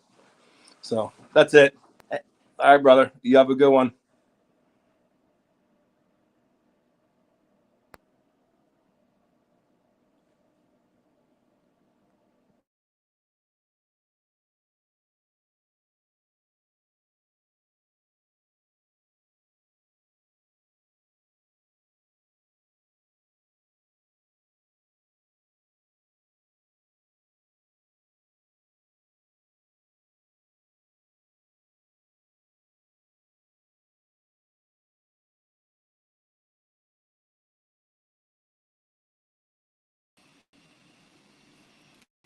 Testing 1, 2. I got knocked off my own show because my internet completely crashed out. So, Thunderlips, I see you were in here, but you're gone now. I don't know what happened there. I am in the process now of resetting my Wi-Fi. So what I'm going to do is do that reset. But while I'm doing that, I'm going to roll in a quick commercial break. But StreamYard's not even letting me get to my commercials here. So great. Hold on. This is a disaster. I really despise the layout of StreamYard from the phone. It makes it impossible to do anything. Can't even throw to a normal commercial. So what do I have to throw to? Let's see. I have an idea. Let's revisit a moment in time that people to this day still ask me about. Hoopgate. I'll be right back once I fix my internet. Hello, V-Man. It's just this. I've said this 1,000 times. I'll say this again. This is just the media being the media. V-Man, it is tough to listen to football takes from you when it appears like you're sitting on the toilet taking a crap. I hope you're not. No, I'm not. All right, that's good to know. Thank you for the clarification. Yeah, no, I know. I was just getting myself ready for the day. Where are you right now? Yeah, yes, you're right. I'm in my bathroom. I was just finished brushing my teeth. So you are in the bathroom? Yeah. So there is a possibility that you were just crapping. No, I'm not. I don't know, V-Man. This is it's not exactly a very convincing case we have going on right now. Look. Let's just get back to this because I don't know if we can. I don't think we can. Look, all right. Just get back to talking football. It's not about giving you news. Like I said, the key is just avoiding the bull crap. If anyone knows about bull crap, I would say it would be you, V-Man. All right. Okay, yeah. I think we have a we have a real controversy, V-Man. They're already calling this Poopgate in the comments. No. He stinks. Swear to may God strike me down right now with lightning. I was not using the toilet. All right. Look, V-Man, you never steered me wrong before. I think you do have to acknowledge, though, the evidence was not great for you. Yeah, no, I should have waited till I was like finished. That would make sense. Was what I said wrong? I don't know what you said. I was just focused on the idea that you called in live from taking a crap. Well, basically that, the media doesn't give a crap about giving you the media doesn't care. Speaking of crap, oh yeah. Okay, the media doesn't care about giving you the honest stories anymore. All it does is about chasing trendy hot takes to get you to click on their videos or their art or their internet articles so that they can generate ad revenue and make money. V-Man, is it true that you have a bidet? No. Can we get off the bathroom stuff? No, I want to. Do you agree my take is accurate? I think it's a crappy take. Am I accurate with what I said? You know what? I've had a crap day. Let me think about it. That's the end of that V-Man call. Now he can go back to sleeping. That right there is what makes this show a show. Anyone can give jet takes. Not every YouTube channel has a V-Man live from the John. You can't make it up, folks. V-Man, you might need to change the name. Gonzo says, V-Man, how about a courtesy flush? Ryan says, we just need to wipe this Rogers story clean. Snowball, V-Man is not full of bleep anymore. Jay says, V-Man is full of crap. Well, not anymore, Jay. I got a suggestion for V-Man if he's waiting online. When I go to the bathroom, I turn the camera off and the microphone off. So that's a suggestion for. You hear that, V-Man? Turn off your camera and your mic. So V-Man? I'll say it again. I was not on the toilet. You stand by it. I was getting myself ready. The lid was down. I was just sitting on the lid. So, but you were sitting on the toilet. But not using it. This is actually, I don't think, helping your case, V-Man, because earlier you didn't say that you were sitting on the toilet at all. Now you're saying you were sitting on the toilet, and I find it hard to believe you weren't using the toilet. I'm a terrible liar, so if I was lying, you would know it. What are your thoughts on people saying your calls are all gas, no brakes? That's fine. That's real rich. You're like, Mendo un cocotazo. Give me un cocotazo. What? Someone in the chat will translate what un cocotazo means. Is Todd Bowles your favorite coach? Come on, no. Come on. Do you think you're doing a good job trying to wipe this controversy away? We just stop with the toilet buns. You want to know what? V-Man, would you say this is a stain on your legacy?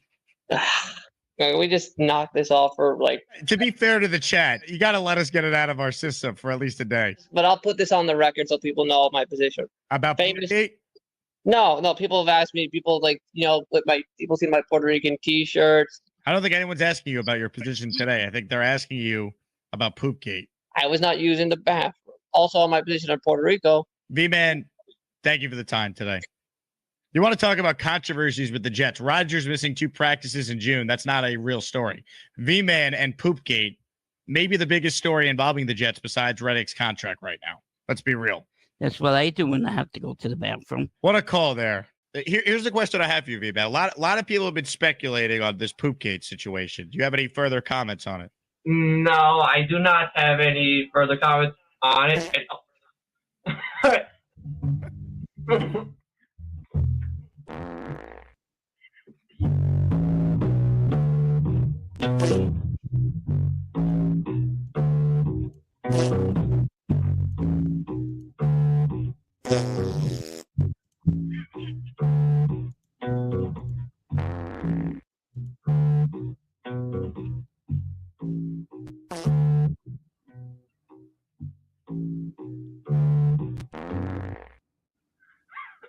All right, can we? All right, I cannot focus with those sound effects. I cannot concentrate on the bass line with the sound effects. That's you making that noise. Please, I don't. What are you, my mother? Your Bob makes fart sound effects? I'm not going to play. It's probably best that I don't do it. Well, this call got V-Man, thank you very much for the time. All right. Is V-Man originally from Flushing, Queens? All All right, we're back. Internet is back up and running. My Wi-Fi router just crashed out. We restarted. So appreciate everyone. Well, hold on. Still tech issues. Shocking, I know. Shocking, I know. Watch that. Goodbye to other Jake. We only need one of me. Beautiful. All right, let's get back to your calls. But first, I'd be remiss if I didn't shout out Anthony, who gifted 5 memberships during that commercial break. Anthony is in the raffle for 5. He won the Al Toon autographed helmet on our raffle we did after I broke down the Darren Mougey press conference at the start of the show. We're the freaking New York Jets, so we're built for this shit. Anthony's coming to our draft party. You should too. O-Rocks Games, Weave the Dweeb, Derek Q, Xavier Bradley, and Boring Sober Guy all in the Asmaniac raffle. Comments, questions, super chats.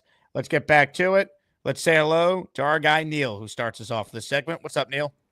Jake, how you doing? Happy Monday, Neil.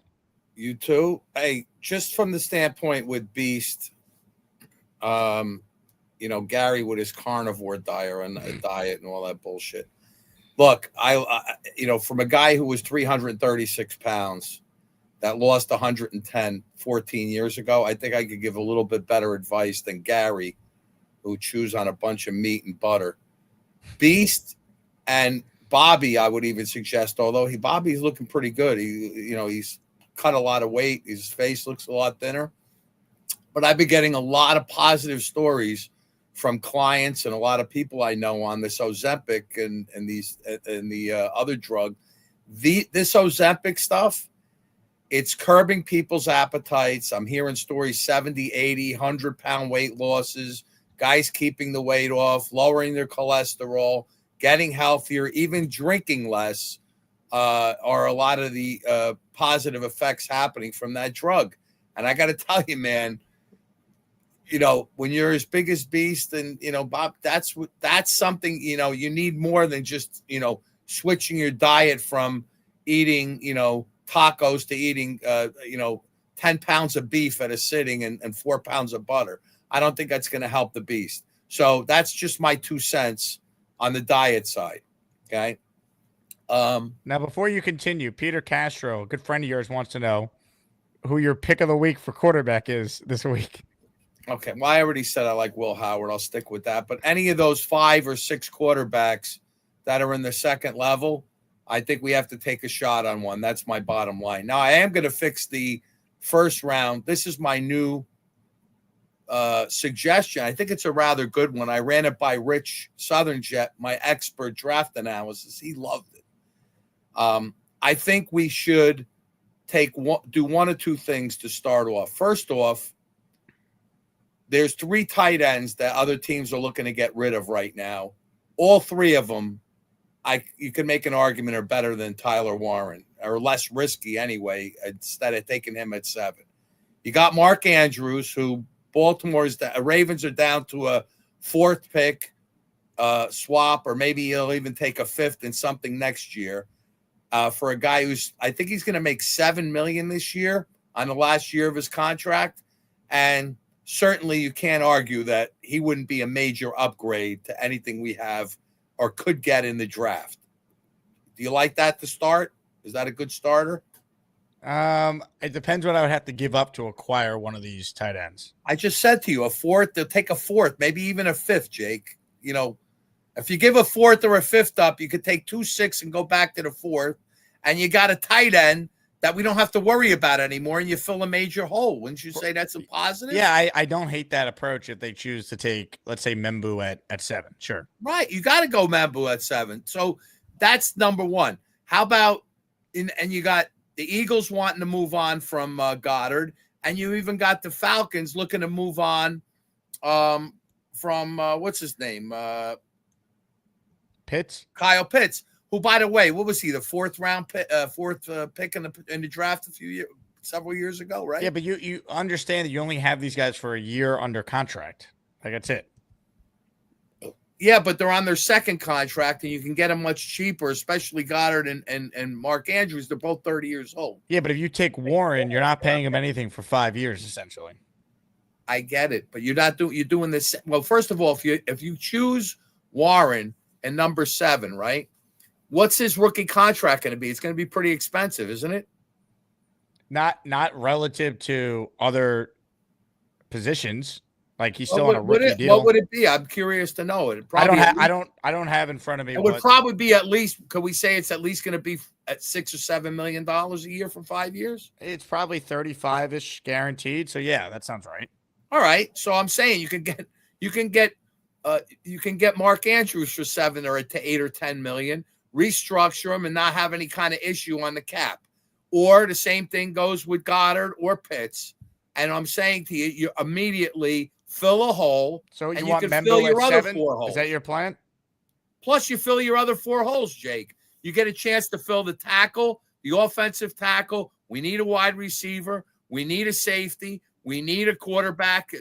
You got to have some competition at quarterback for Fields, because the bottom line is, if Aaron Glenn is the kind of coach we think he is, do you really want to stay with the same quarterback all year long, or do you want to throw some competition? The key is, if he's good, he's the guy. I mean, they have Tyrod there for a reason. You can win games with Tyrod. I get it, but he's still not going to be somebody that's going to motivate Fields. If he knows he has the job, Jake. The motivation for Fields, Neil, is if it doesn't work out with the Jets, he's never being given a starting opportunity again. This is it. This is his last shot. It was Darnold's last chance in Minnesota. Look what he did. Baker got one last chance in Tampa. Look what he did. That's the motivation. This is your last shot to be the guy somewhere. Yeah. Well, Gary made a comment to me about the drugs, okay? Gary says Neil wants him to take drugs and injections instead of living healthy. Brilliant advice. Exactly what's wrong with America. Okay. Well, Gary, I got to tell you one thing, okay? You've never been, 350 or 400 pounds, okay? So it's a little different when you got a guy that's health. I mean, Beastbreaker, if you put a big loud whistle on his ear, he may drop dead, okay? We're not talking about somebody who's a few pounds overweight that could change their diet around to get back to being healthy again. This is it's taken him a long time to be where he is. Same thing with Bobby, and I could speak to that because I was the same way. Okay, so Gary, when you say healthy and you say eat meat and do a carnivore diet and stuff your face with butter, I don't know many doctors that would say that's a healthy diet plan. Okay? Yeah. Bobby Gary, go ahead. lost the weight on carnivore. That's how he lost the weight. But he's still 150 pounds overweight, Gary. He quit doing it. That's why. He lost 40 pounds in 2 months and then quit the diet and started eating pizza. I can't, Gary, that's a lifestyle choice that you chose, okay? I'm trying to tell you is it might not, maybe, I'm interested to see if Bobby feels that what he's doing right now is going to be a life choice for him for the next 10 years. I don't know if it is or isn't, but I would highly doubt it. Look, you can drink alcohol, right? Some people can't. If you're an alcoholic, you have to decide right now, I'm never drinking again. Even if other people around me drink in moderation, I can't drink in moderation, right? Bobby and Beast have to do that with meat. They can eat Twinkies, they can eat sugar, they can eat potato chips. I can't. I have to stick to this diet. There was just I say it's been a life choice for you, Gary, but I'm trying to tell you is, okay, based on what I see, particularly with Beast, he got himself to where he is because he's eaten a lot of garbage, a lot of bad foods. He's probably got a sedentary lifestyle, etc. My point is, okay, and again, I'm not advocating to take drugs and injections. However, from what I see, this, the Ozempic stuff is working amazingly for people, and it's not something that's got bad side effects. In fact, it's got lowering side effects for cholesterol, number one, which I'm sure Beast's cholesterol is off the charts. You don't want to lower your cholesterol for one. Cholesterol protects your heart. Cholesterol is absolutely needed. Every hormone, every hormone you have, every muscle you have is made up of cholesterol. How about sugar? How about the fact that he probably is a heartbeat away from sugar diabetes? Yeah, He probably already has. If you're on a carnivore diet, you're not eating any sugar. You're only I eating get meat. it. I'm just trying to tell you that carnivore diet is not for everybody, number one. And number If two, you're 200 pounds overweight and about to have a heart attack, it's for you. There's nothing bad that eating. okay, meat and well, drinking let me water just can say do this for to you. What about a combination of the two? Instead, if you put somebody on a carnivore, let me ask you a question. It's all about calories, okay? Part of It's it not is about calories. That's also a myth. Hang on. Go ahead. I'll let you go, and then go ahead. Let me go. Okay, take it easy. Take it easy, doctor. All right. Go ahead. If you eat 5 hamburgers and a pound of butter every day to satisfy your hunger, because the hunger satisfaction for a guy as big as Beast is not the same as Gary. Okay, to satisfy his hunger, he may have to eat 6 hamburgers, 2 pounds of butter. What else do you eat on a daily basis besides just meat and butter? So I only eat right now. I only eat 3 things. I eat beef, salmon, bacon, and then I'll cook it in butter. That's all. Salmon, you said? Fish? Yeah. Okay. Salmon, fish. Yeah. Okay. What if somebody doesn't like salmon? Well, that's what it's important. Find meat that you like. Fatty What meat about a that you fish that you like other than meat? You can't Fish eat is meat good. every day. I do. I eat red meat every day. I eat about a pound of it every day. Okay. Find whatever meat you like. What about a fish? You just said a And fish, fish is salmon. good. What if? I'm counting fish as meat because it's an animal. Any animal. Oh, okay. product. Oh, so you could eat fish then? I eat a lot of fish. Yeah, I eat a lot of salmon. Okay. So eat as All much right. fish as until you feel satiated, and then stop. Okay. And that's it. And that's the diet. Eat fatty meat and fish until you're satiated, and then stop. Do that every day. Hey, Beast, what's up, brother? This is a good fight. Gary, can I make this a suggestion? And Neil, you're gonna be right on me with this, right? Vegetables, like carrots. Like there's 2 different carrots. There's GMO, there's non-GMO. This guy doesn't know what he's talking about. He keeps saying, plants are not good for you. We buy the plants at Menards and Lowe's, and that's why we put them in the ground to serve food, like tomatoes, cucumbers, lettuce, carrots, also eggplant. Don't you know that? I mean, I've done it for years. I used to garden back in my days. Beast, I used to do Beast, a lot of can I, Beast, state. You know what state means? Stazit. All right, listen, Beast, let me ask you a question. Could you envision yourself eating meat and butter every single day the rest of your life? Oh, no. Okay. So that, no, okay. Now, let me ask you another question, Beast. Beast, if I said to you, you could eat all of the same things you're eating right now. You could eat everything you eat right now. Taco Bell, whatever thing, blah, blah, blah, blah, blah. What? Not Taco Bell. I don't go there. I don't know, whatever you eat. I go to real Mexican places. Real. Okay, now let me ask you a question, Beast.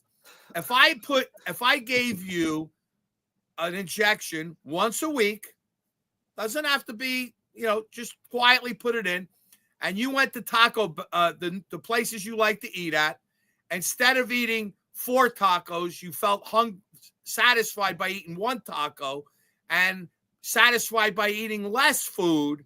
And over the course of the next 6 to 12 months, you lost 70 or 80 pounds. Would you feel good?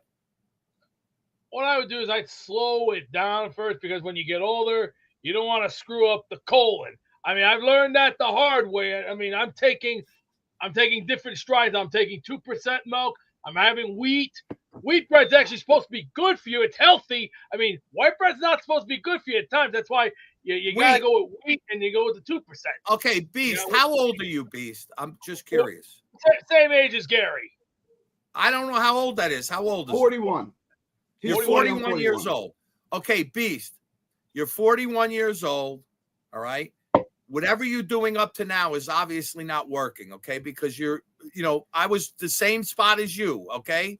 I'm telling you, at 40, I made a life-changing move. I got a lap band, and from 40 to 64, I'm down 110 pounds. I have my blood pressure is 114/70.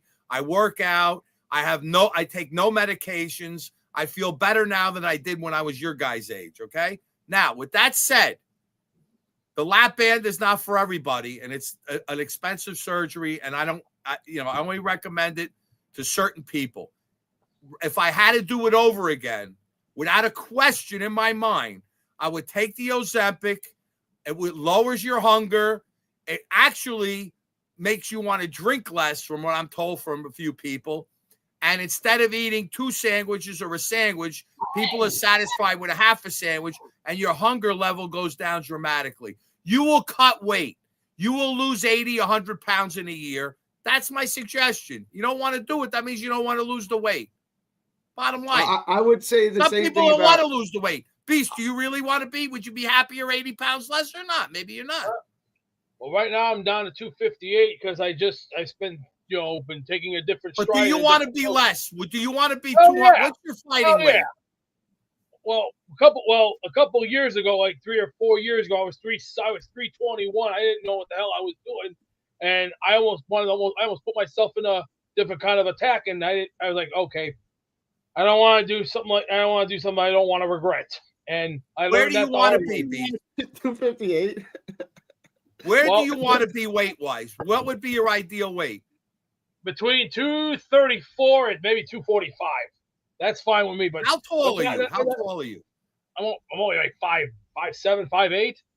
You're 5'8". Okay. A doctor will tell you your ideal weight would be 160, but that's bullshit anyway. That's never going to happen. But anyway, this conversation is blowing my mind. Okay. Now you may know I own something like these too. With these on, I feel like I'm 6 feet tall. These are my Timbos, my $60 Timbos. Everyone keeps saying, you look like you're 6 feet tall. And these, because the last time I wore these was like a couple of years ago. And everyone kept saying, what the hell, are you 6'2"? I'm like, no, it's just with the boots I look 6'2", but without the boots, I'm just 5'7", 5'8", normal average. And as a matter of fact, I was going to ask you. So the reality is, Beast, the reality is you could lose 50 or 60 pounds and you'll feel a lot better. I mean, that's really would be an ideal situation for you, right?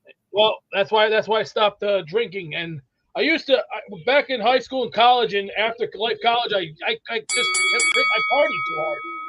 Party life. How's it going, guys? Hey, Jay, do we have any doctors in the chat? I doubt it. I mean, there's nobody intelligent enough to be a doctor that goes on this fucking show. But do we have any doctors in the chat that could come on and speak something about the I got something now. Might have? So yeah, I came in because I've lost about 18 pounds on the year. I started a diet January, lost 18 pounds on the year, which is awesome. And I think what I would contribute to this cause is I agree a lot with Dr. Gary on a number of things. I think carbs can be really bad for you if you have too many of them. You got to be really careful with that. I also think if we did a metabolic panel of what Gary's got, I think people would be surprised because I bet you Gary's metabolic panel is amazing. If you were to take a look at his cholesterol, I think you'd be surprised because Gary's athletic and Gary eats the way that that an athlete would actually quite eat. And I think people that joke on Gary talk about the butter and the meat. I think you just have to understand what macronutrient combinations work for you that will help you lose the weight if that's what your target goal is. So I think it's really cool. Like the diet that I'm on is 20% carb. And it's 40% fat, 40% protein. And I work out for an hour, 5 days a week. So I guess the other question that I don't know if Beast answered is, Beast, do you do any kind of exercise during the week? Well, just walking. I'm sure a he lot. does an hour a day, 5 days a week. On this phone here, I have a steps thing on this phone here, and whatever I take on this phone, I generally keep up with my steps and my water department. And also, the last time I hit 12,000, because the last time I hit 12,000 was about 6 months ago. And the thing is, everything on this phone counts. I have all the information, my data, and everything. That's why they invented these damn things, and I like this thing. But it's maybe 30 years from now, we're gonna have the phones will probably look so small you can't even see them anymore. But I'm gonna take a different approach and stay away from the alcohol and just keep on going, keep what I'm doing. I've already not drank for a beer in 3 years. That's the good thing. I'm gonna stay away from the alcohol because it's old, it's past its prime, it's over its time. It's time for me to keep gliding and and move on to fine dining. And no, Mr. Castro, I'm not a blimp. Blimps, you don't see any more blimps anymore. No more blimps. You look at me, Rick Kent. You're officially barred from seeing my guinea pig. I don't want you sending me to the hole anymore. I hate your guts, and I know you hate mine, but get over it. What you said to my guinea pig was disgraceful. You're barred. Don't ever put me in the hole again. Leave me alone. Go parade around somewhere in your underwear, you moron. We covered a lot there. That's enough diet talk for today. Some salient points made by Gary, Neil, and Adam there. Thunderlips with a super chat. I wore my Asman tank top I just got while I rode 22 miles Saturday. No nipple chafing. It passed the test. I will put that in the merch store under reviews. No nipple chafing for the Asman tank top. Love it. JakeAsman.com. JYB sent the message on Discord. Jake also apparently Jets hosted Tyler Warren for a visit. Sign me up, Warren Whisperer. He's certainly in play at 7. I would have no issue if they took him. I think they're leaning Membu or even Mason Graham if he's there. I do.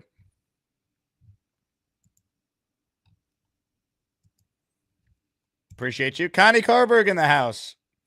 See signed extensions by Eagles on their center 2022 draft like our guys.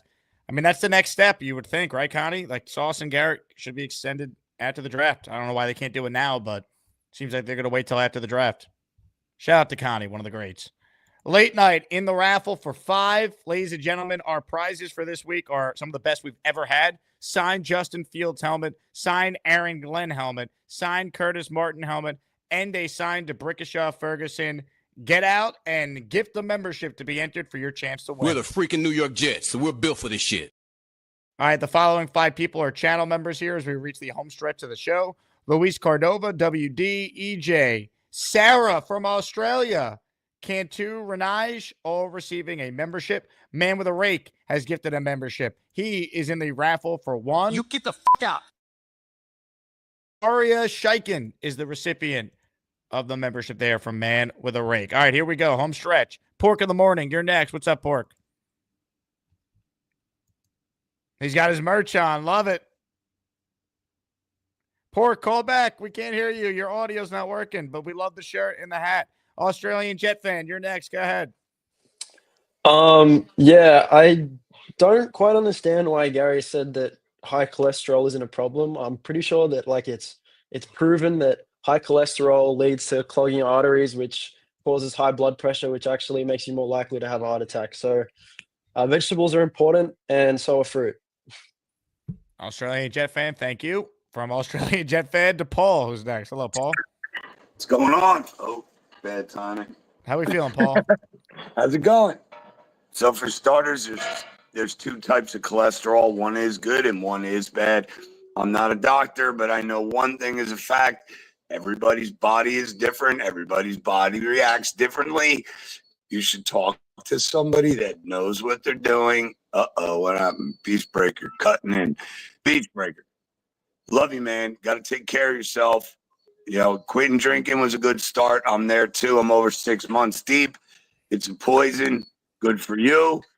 That's important. But talk to somebody because they do certain tests that will tell you what works for your body and what doesn't. I personally don't want to take pills, so I'd rather find out from a doctor and just learn to curb the way I eat and what I drink and so forth. Next, because a lot went on since I've been on hold, there is no way possible that he wiped his ass in time when he got up off the toilet. So I think he needs to go check his drawers because he's probably got some skids. Sorry, V-Man, but there's no way that happened. What else happened during that whole stint? Something else I wanted to say. I can't remember what went in the middle. Bonesy, I got to stop by your shop. I'm in the city like 2-3 days a week. I love you, man. I love your passion because I used to be that way, but now I'm more like my brother. I've officially been damaged over the last couple of years with this freaking team. I am going to be pessimistic like my brother from this point out. Say what you want, but at the end of the day, Bonesy, there was some good things that happened, but not enough because we were an ultimate embarrassment and a failure over the last 2 years again. And I'm not going to toot Douglas's horn anymore. And Joey trusts my ass because he set the wrong staff up for this team. We got poor results. It proved it. No backup plans. Nothing. They failed in a ton of ways because if they didn't fail, we would have made the playoffs, and they failed. End of story. Typical Jets failed again. And typical Jets are doing the same thing again. We're banking on all new people. I'm not saying it's not going to work, but I am done with being optimistic with this team. And I love your passion, Bones, but I personally am done with it. Like, I need to see results. I could see it already. We'll probably be 8-8 going into a week 17 matchup against a team that sucks. We need to win to possibly make the playoffs, and they'll blow it. Or it'll be some other Jet-related That would crap. be 8-8 going into the last game would be a win. You know, like that would surprise. I don't think they're going to win 8 games. So that would surprise me if they did that. That would actually be pretty impressive. And to be completely honest, Jake, right? The only way it actually will work is if this coaching staff is legit. And then we'll have something to look forward to. But I can't listen to the hype and the bull crap that I listened to this morning and get all excited anymore. I just can't, because we've heard it from other people's mouths now for over a decade, and have the same piss poor results. Yeah, I could say I love what they said, right? But you need to show me the money. And if I don't see it, it's all trash talk at the end of the day until they can back it up. And I'm not falling for the same Joe Douglas trap and solid trap that I just painfully went through. I mean, it was the worst of my 40 years of being a Jet fan, you know, and I'm not going to do it I'm going to be like my brother. We sat down, we talked about it at Easter. We went back and forth, tight end, offensive line, tight end, offensive line. We both said the same thing. My brother, of course, wants the O-line. I wanted the tight end. But we both did say that we'll take either way and see what they do with the rest of the draft. Are they going to fill the vacancies? And, you know, they're going to try, right? But at the end of the day, it's going to be who they pick. Does it actually work or not? Can this coaching staff train people? I've heard very good things about, you know, the offensive coordinator that, you know, I can't, you know, I am anxious. Paul, we got to see it, man. We got to see it. Like, if you believe in Aaron Glenn, then you have to hope that he hired the right coaching staff. That's the bottom line. Time will tell. Till proven otherwise, he's a first-year head coach with a first-year play caller. Show us something, right? Doesn't mean it can't work, but my whole thing going into the offseason was, can we get at least one of the guys in these roles in an experienced spot, whether it be the GM or the head coach? And we got first-timers in each, so time will tell. Dre is on the line. Dr. Dre. Hello, Dr. Dre. How you doing there? I heard that they were looking for a doctor. And we are looking for a doctor. Yeah. The thing is this. It's like, you want to talk about nutrition? Okay, fine, everything, all that. But there is no doubt in my mind, Gary's diet works for Gary and only Gary. Gary has the necessary physical attributes, physical activity, where that kind of diet would translate into you lose weight, you're getting healthy, all of that. If you're not doing Gary's level of activity, you can't do that diet. Oh, I'm just going to sit around and it's just magically going to melt. That doesn't happen. But in any case, regardless of all that, I'd like to point out something that's a little concerning and a little troubling.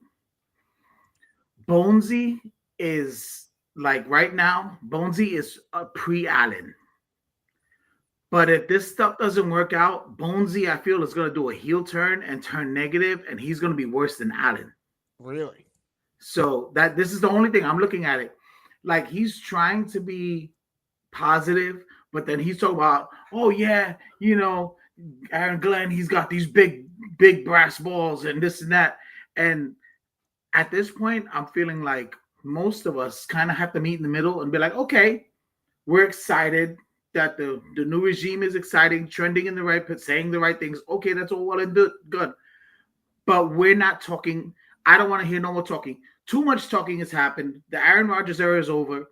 We were all hyped up. I talked, like, I made up for all the non-talking I did for the 43 years that I was a Jets fan and all the trash talking I did before. That's done. I refuse to talk now. I'm only going to be like, okay, the game, people have to be, I got to see wins. I want to see, before I even wins or anything else, can I just see one complete game? Can I see the offense score points, move the ball. The defense, get turnovers, stop the run, all of that. And can we put together a complete game? I want at least, can I get one, maybe two, if I'm feeling like really like, I want to ask for, shoot for the moon, you aim for the stars, you shoot, you might hit the moon. Okay, so let's just give me 2 complete games. Then we can talk about, okay, this is the right leadership, this is the right this and that. But that's it. I don't want to hear no more talking. I don't want to hear no more. I don't want to hear Bonesy going up. Bonesy, it's basketball season. Get back to the Knicks. Focus on the Knicks. Don't be looking at the Jets off season right now. The Knicks are in the playoffs. Let's get some Knicks wins. Focus on that right now. That's and right. every Jets Game fan 2 tonight. Let's go, baby. See you at the Garden. Right. And baseball is on for all those of us that are Mets fans. You obviously you're riding high right now. We're happy, we're positive. But I've learned Rogers is now affecting how I do other sports because I don't want to get too hyped because then I got the rug pulled out and that sucked one time. I'm not doing it again. So let's just go. And hey, as a Mets fan, I know this might piss off my fellow Mets fans, but I'm such a New Yorker. It's always New York first. So I also root for the Yankees when they're not playing the Mets. You can't but do that. It's always New York against everybody else. So I want to see New York do well. Soto's finally got, shutting up and letting his bat do the talking. Okay. And Well, Dre, guess what? I'll see you in 3 days. All right. It's going to be a great night. You definitely will, sir. I'm excited for it. It's going to be all good. Let's all come together, but let's Bonesy come back from the ledge. You're gonna fall and you're gonna come back as Allen. And we can't have 2 Allens. You get the out. My message to anyone who wants to be like Allen. But Dre, you can't work for the Yankees if you're a Met fan. Can't do it. All right, more of your calls here before we wrap. We're over 2 hours, so we got a rapid fire here. Adam, I'm assuming you had a jet point if you stuck around after your call talking about your dietary hey, you know me. suggestions. Oh, yeah. No, we won't dwell back into that. The chat's been really good on that. Congrats on the weight loss, though, man. That's awesome. Thanks, dude. Appreciate it. Okay, so something I don't know was talked about much was I wonder if the previous regime really connected with the younger players, right? We talk about how, Mims wanted out, Elijah Moore wanted out. We chalked it up to their immaturity, but maybe it was because the coaches didn't relate to the younger players. So in addition to the wins, which I think everyone really does care about, and I do too, but I want to make sure, like, if the young players are bought into what Glenn is doing, that's going to help us versus younger players that just want to get the heck out, even though we just drafted them a year ago. And I think that lot probably could be analyzed in terms of, was that also part of Salah's flaw? I actually think the young players got along really well with him. Like, Sauce's game fell off a cliff when Salah got fired. Like, Garrett had only good things to say about Salah as well. Same with Breeze. Tremaine loves Salah. I don't think that was an issue. I think the key is these young players are going to buy into whoever the coach is if they're winning games. Like, Glenn could be a hard ass, but if it's working and they're winning, they're going to be bought in. I think it's how it goes. Yeah. And you're right. It may not just been one coach or anything like that, but I feel like, imagine you're like a young wide receiver, but you know that you're not going to be anywhere close to the top of the totem pole in the Aaron Rodgers world. How would that motivate you to perform? I keep thinking about Corley in the end, like what the story was. Like, on top of watching Sauce's comeback this year, which is what I'm looking forward to, I really want to see something with Corley because I just feel like something is not talked about with him because it didn't make sense, especially with Salah clearly wanting him so badly, and then all of a sudden, like, he's just not getting on the field. They didn't have a plan for him, and he was reportedly immature behind the scenes. Like, he, didn't know how to study properly, didn't know how to handle being a professional. That's all stuff that you hope a year in the league, he learned a lot, has a better offseason, all about football, and is ready to go when the time comes, Yeah, let's see what happens. I just see that pattern with the wide receivers, the young wide receivers that wanted out pretty early. But they all have done nothing elsewhere. They weren't good. Like, Garrett Wilson's legitimately a star receiver in this league. Like, true. It'd be different if he wanted out, let's say. But Elijah Moore, Denzel Mims, they stink. They're not any good. What have they done since they left the Jets? Well, I think Elijah Moore's a starter on Cleveland, isn't he? So not really. Marginal starter. He's not good. Well, I guess it takes 2, right? But I am really curious about how, this is the part, like Glenn wants to get younger, right? That's part of the mantra, is to get younger. So you can't get younger and be bad at connecting with young players. So I guess we'll have to see how that all goes. Well, most of their team is young. They have one player over 30 that's a skill player, Reynolds. Pork in the morning. Let's hope we can hear him this time. What's up, Pork? You got me this time? Oh, there we go. Shirt looks great, man. Glad the merch came in. Yep, I'm excited about it. My Grizzlies didn't do too well this weekend, but they won the play-in game, which I was at. The place was hopping yesterday, not so well. 420 was awesome. May 11th through May 23rd, guess where I'll be? In Beast's backyard. I'll be in Chicago on an assignment. Beast, are you inviting Pork over?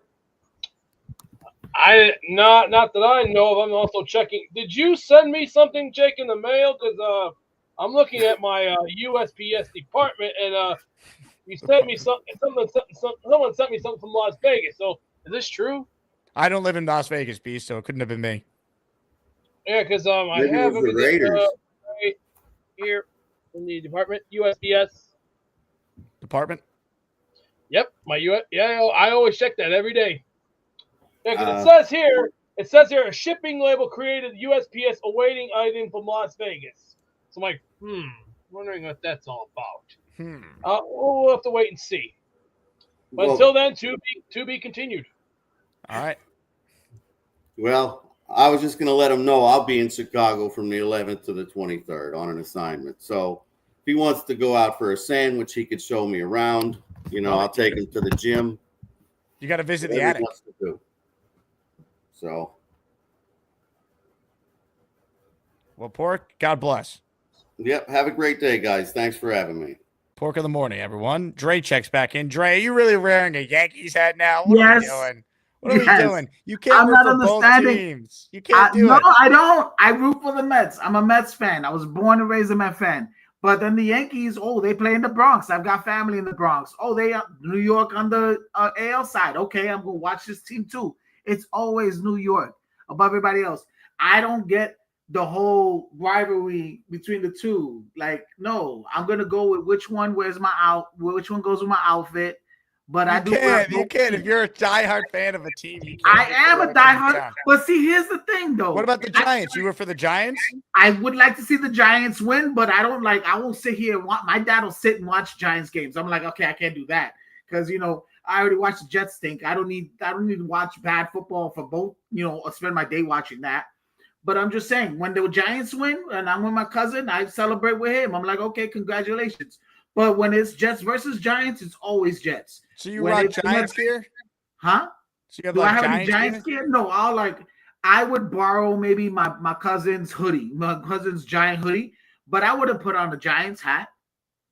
But I'm not becoming Bobby. Brigger.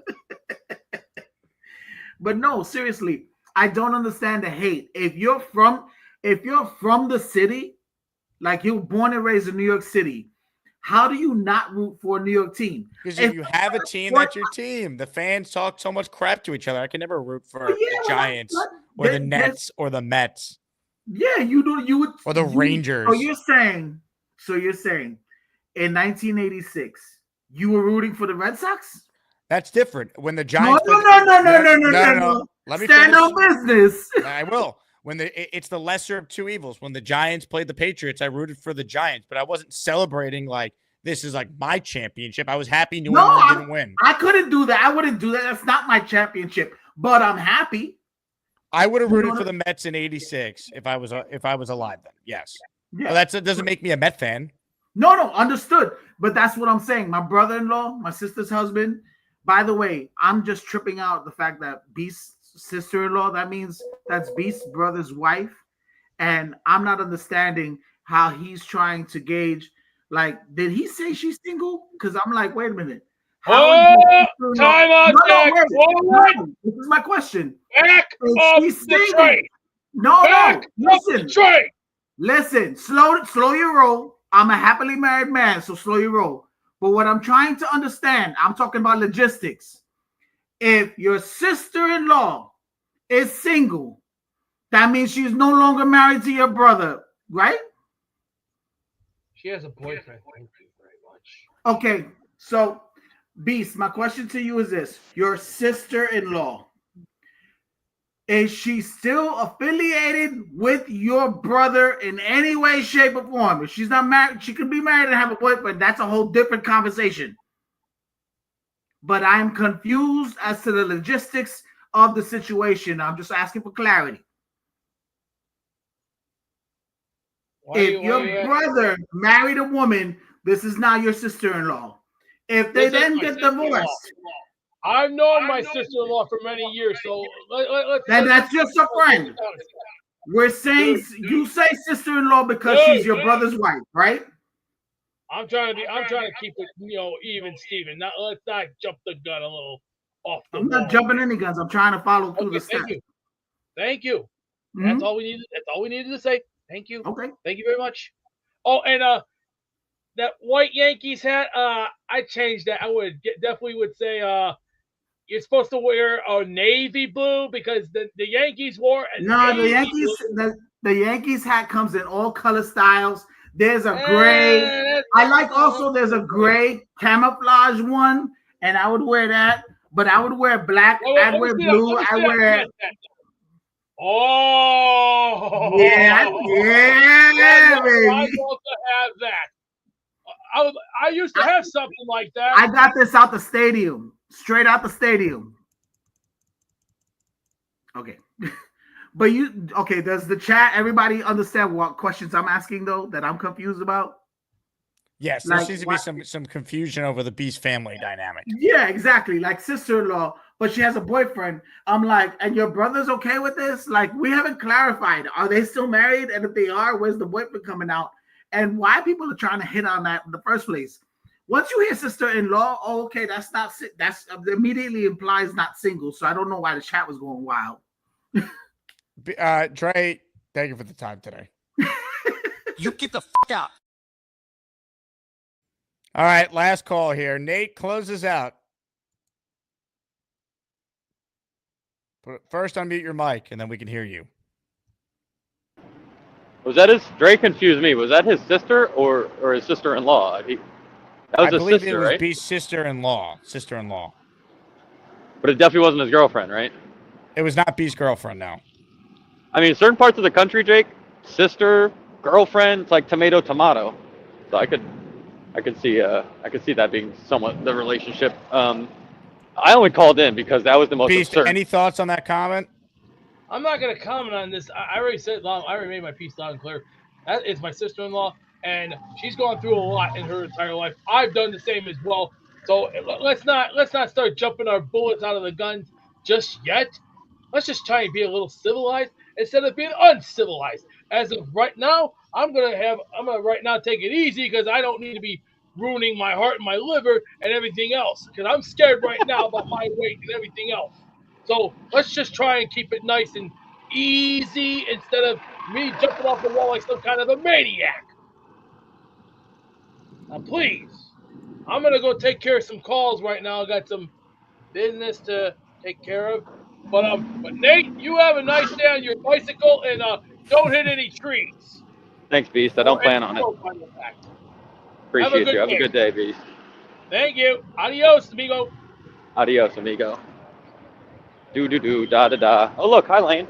So anyway, I called in because Dre had the most absurd take, and I just want him to know that he stands alone. I've been biking, so I haven't read the chat, but you said it too, Jake. You obviously can't root for both teams. He's proud to be bringing on Yankees gear. That again, Beast was actually right. You're gonna wear a Yankee hat. Wear the navy blue Yankee hat. But also, you're like Dre's no longer even a Mets fan in my eyes. He's just a fan of whatever's popping. That's what it is in my eyes. You can't be that fair weather. Like Yankee fan. Do you think any Yankee fan is rooting for Juan Soto because he stayed in New York? No chance. Like, does he not know the temperature of what's going on in the city? I think he's talking about if you're born in New York. I think he spent too much time upstate because that is not how it flies in the city. You pick a team and you ride with it. Same with like college, anything. But yeah, that was all. I didn't really have any bet takes today. Good call, Nate. Enjoy the Upper West Side. Gave them all last night. It looks nice. Nice talking to you last night, Jake. That was fun. Yes, sir. Nate, you have a great day, all right? Cheers. Thanks for the Ladies show, and gentlemen, Peace. Nate. You get the out. All right, that's a show. We're back in the 4 p.m. hour. Will Parkinson expected to join us, so I'm looking forward to that. Please get your draft ticket if you haven't. Lock that in so I can enter you in the raffle automatically when you buy your ticket. Nate will be at the draft party, Dre, so you guys can have your battle on this in person. Look forward to that. Anyway, love all of you. Thank you for watching. Thank you to everyone who gifted a membership. If you want a prize, I'll get in touch with you. But this week is going to be a great week. Let's hope for not just this show and this community, but for the team that we talk about every day as well. Again, my name is Jake Asman. This has been the Jake Asman Show. Enjoy the rest of your Monday and join us in a few short hours as we will continue the conversation about the draft and everything going down with the New York Jets. Jets. Ladies and gentlemen, joining us right now is someone with the greatest camera quality you will ever see. Robert C. is up next. Hello, Robert. So I try to pull up your channel on YouTube. What the Jets need to do is win. Robert, thank you for the call. I don't know. I lied. I forgot I had a super chat to get to. Yeti said, I'll ride whatever wave the Jets choose. I'm a Jet fan. Doesn't do any good to talk bleep, OT, DT, tight end, trade back, jet up, big boy pants, 3 days. Hell yeah, Yeti. Let's hope they get it right. That's the bottom line. Get it right, and we'll feel a lot better going forward.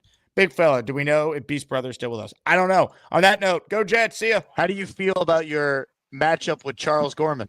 Oh, looks like a cartoon thing. He has good moves.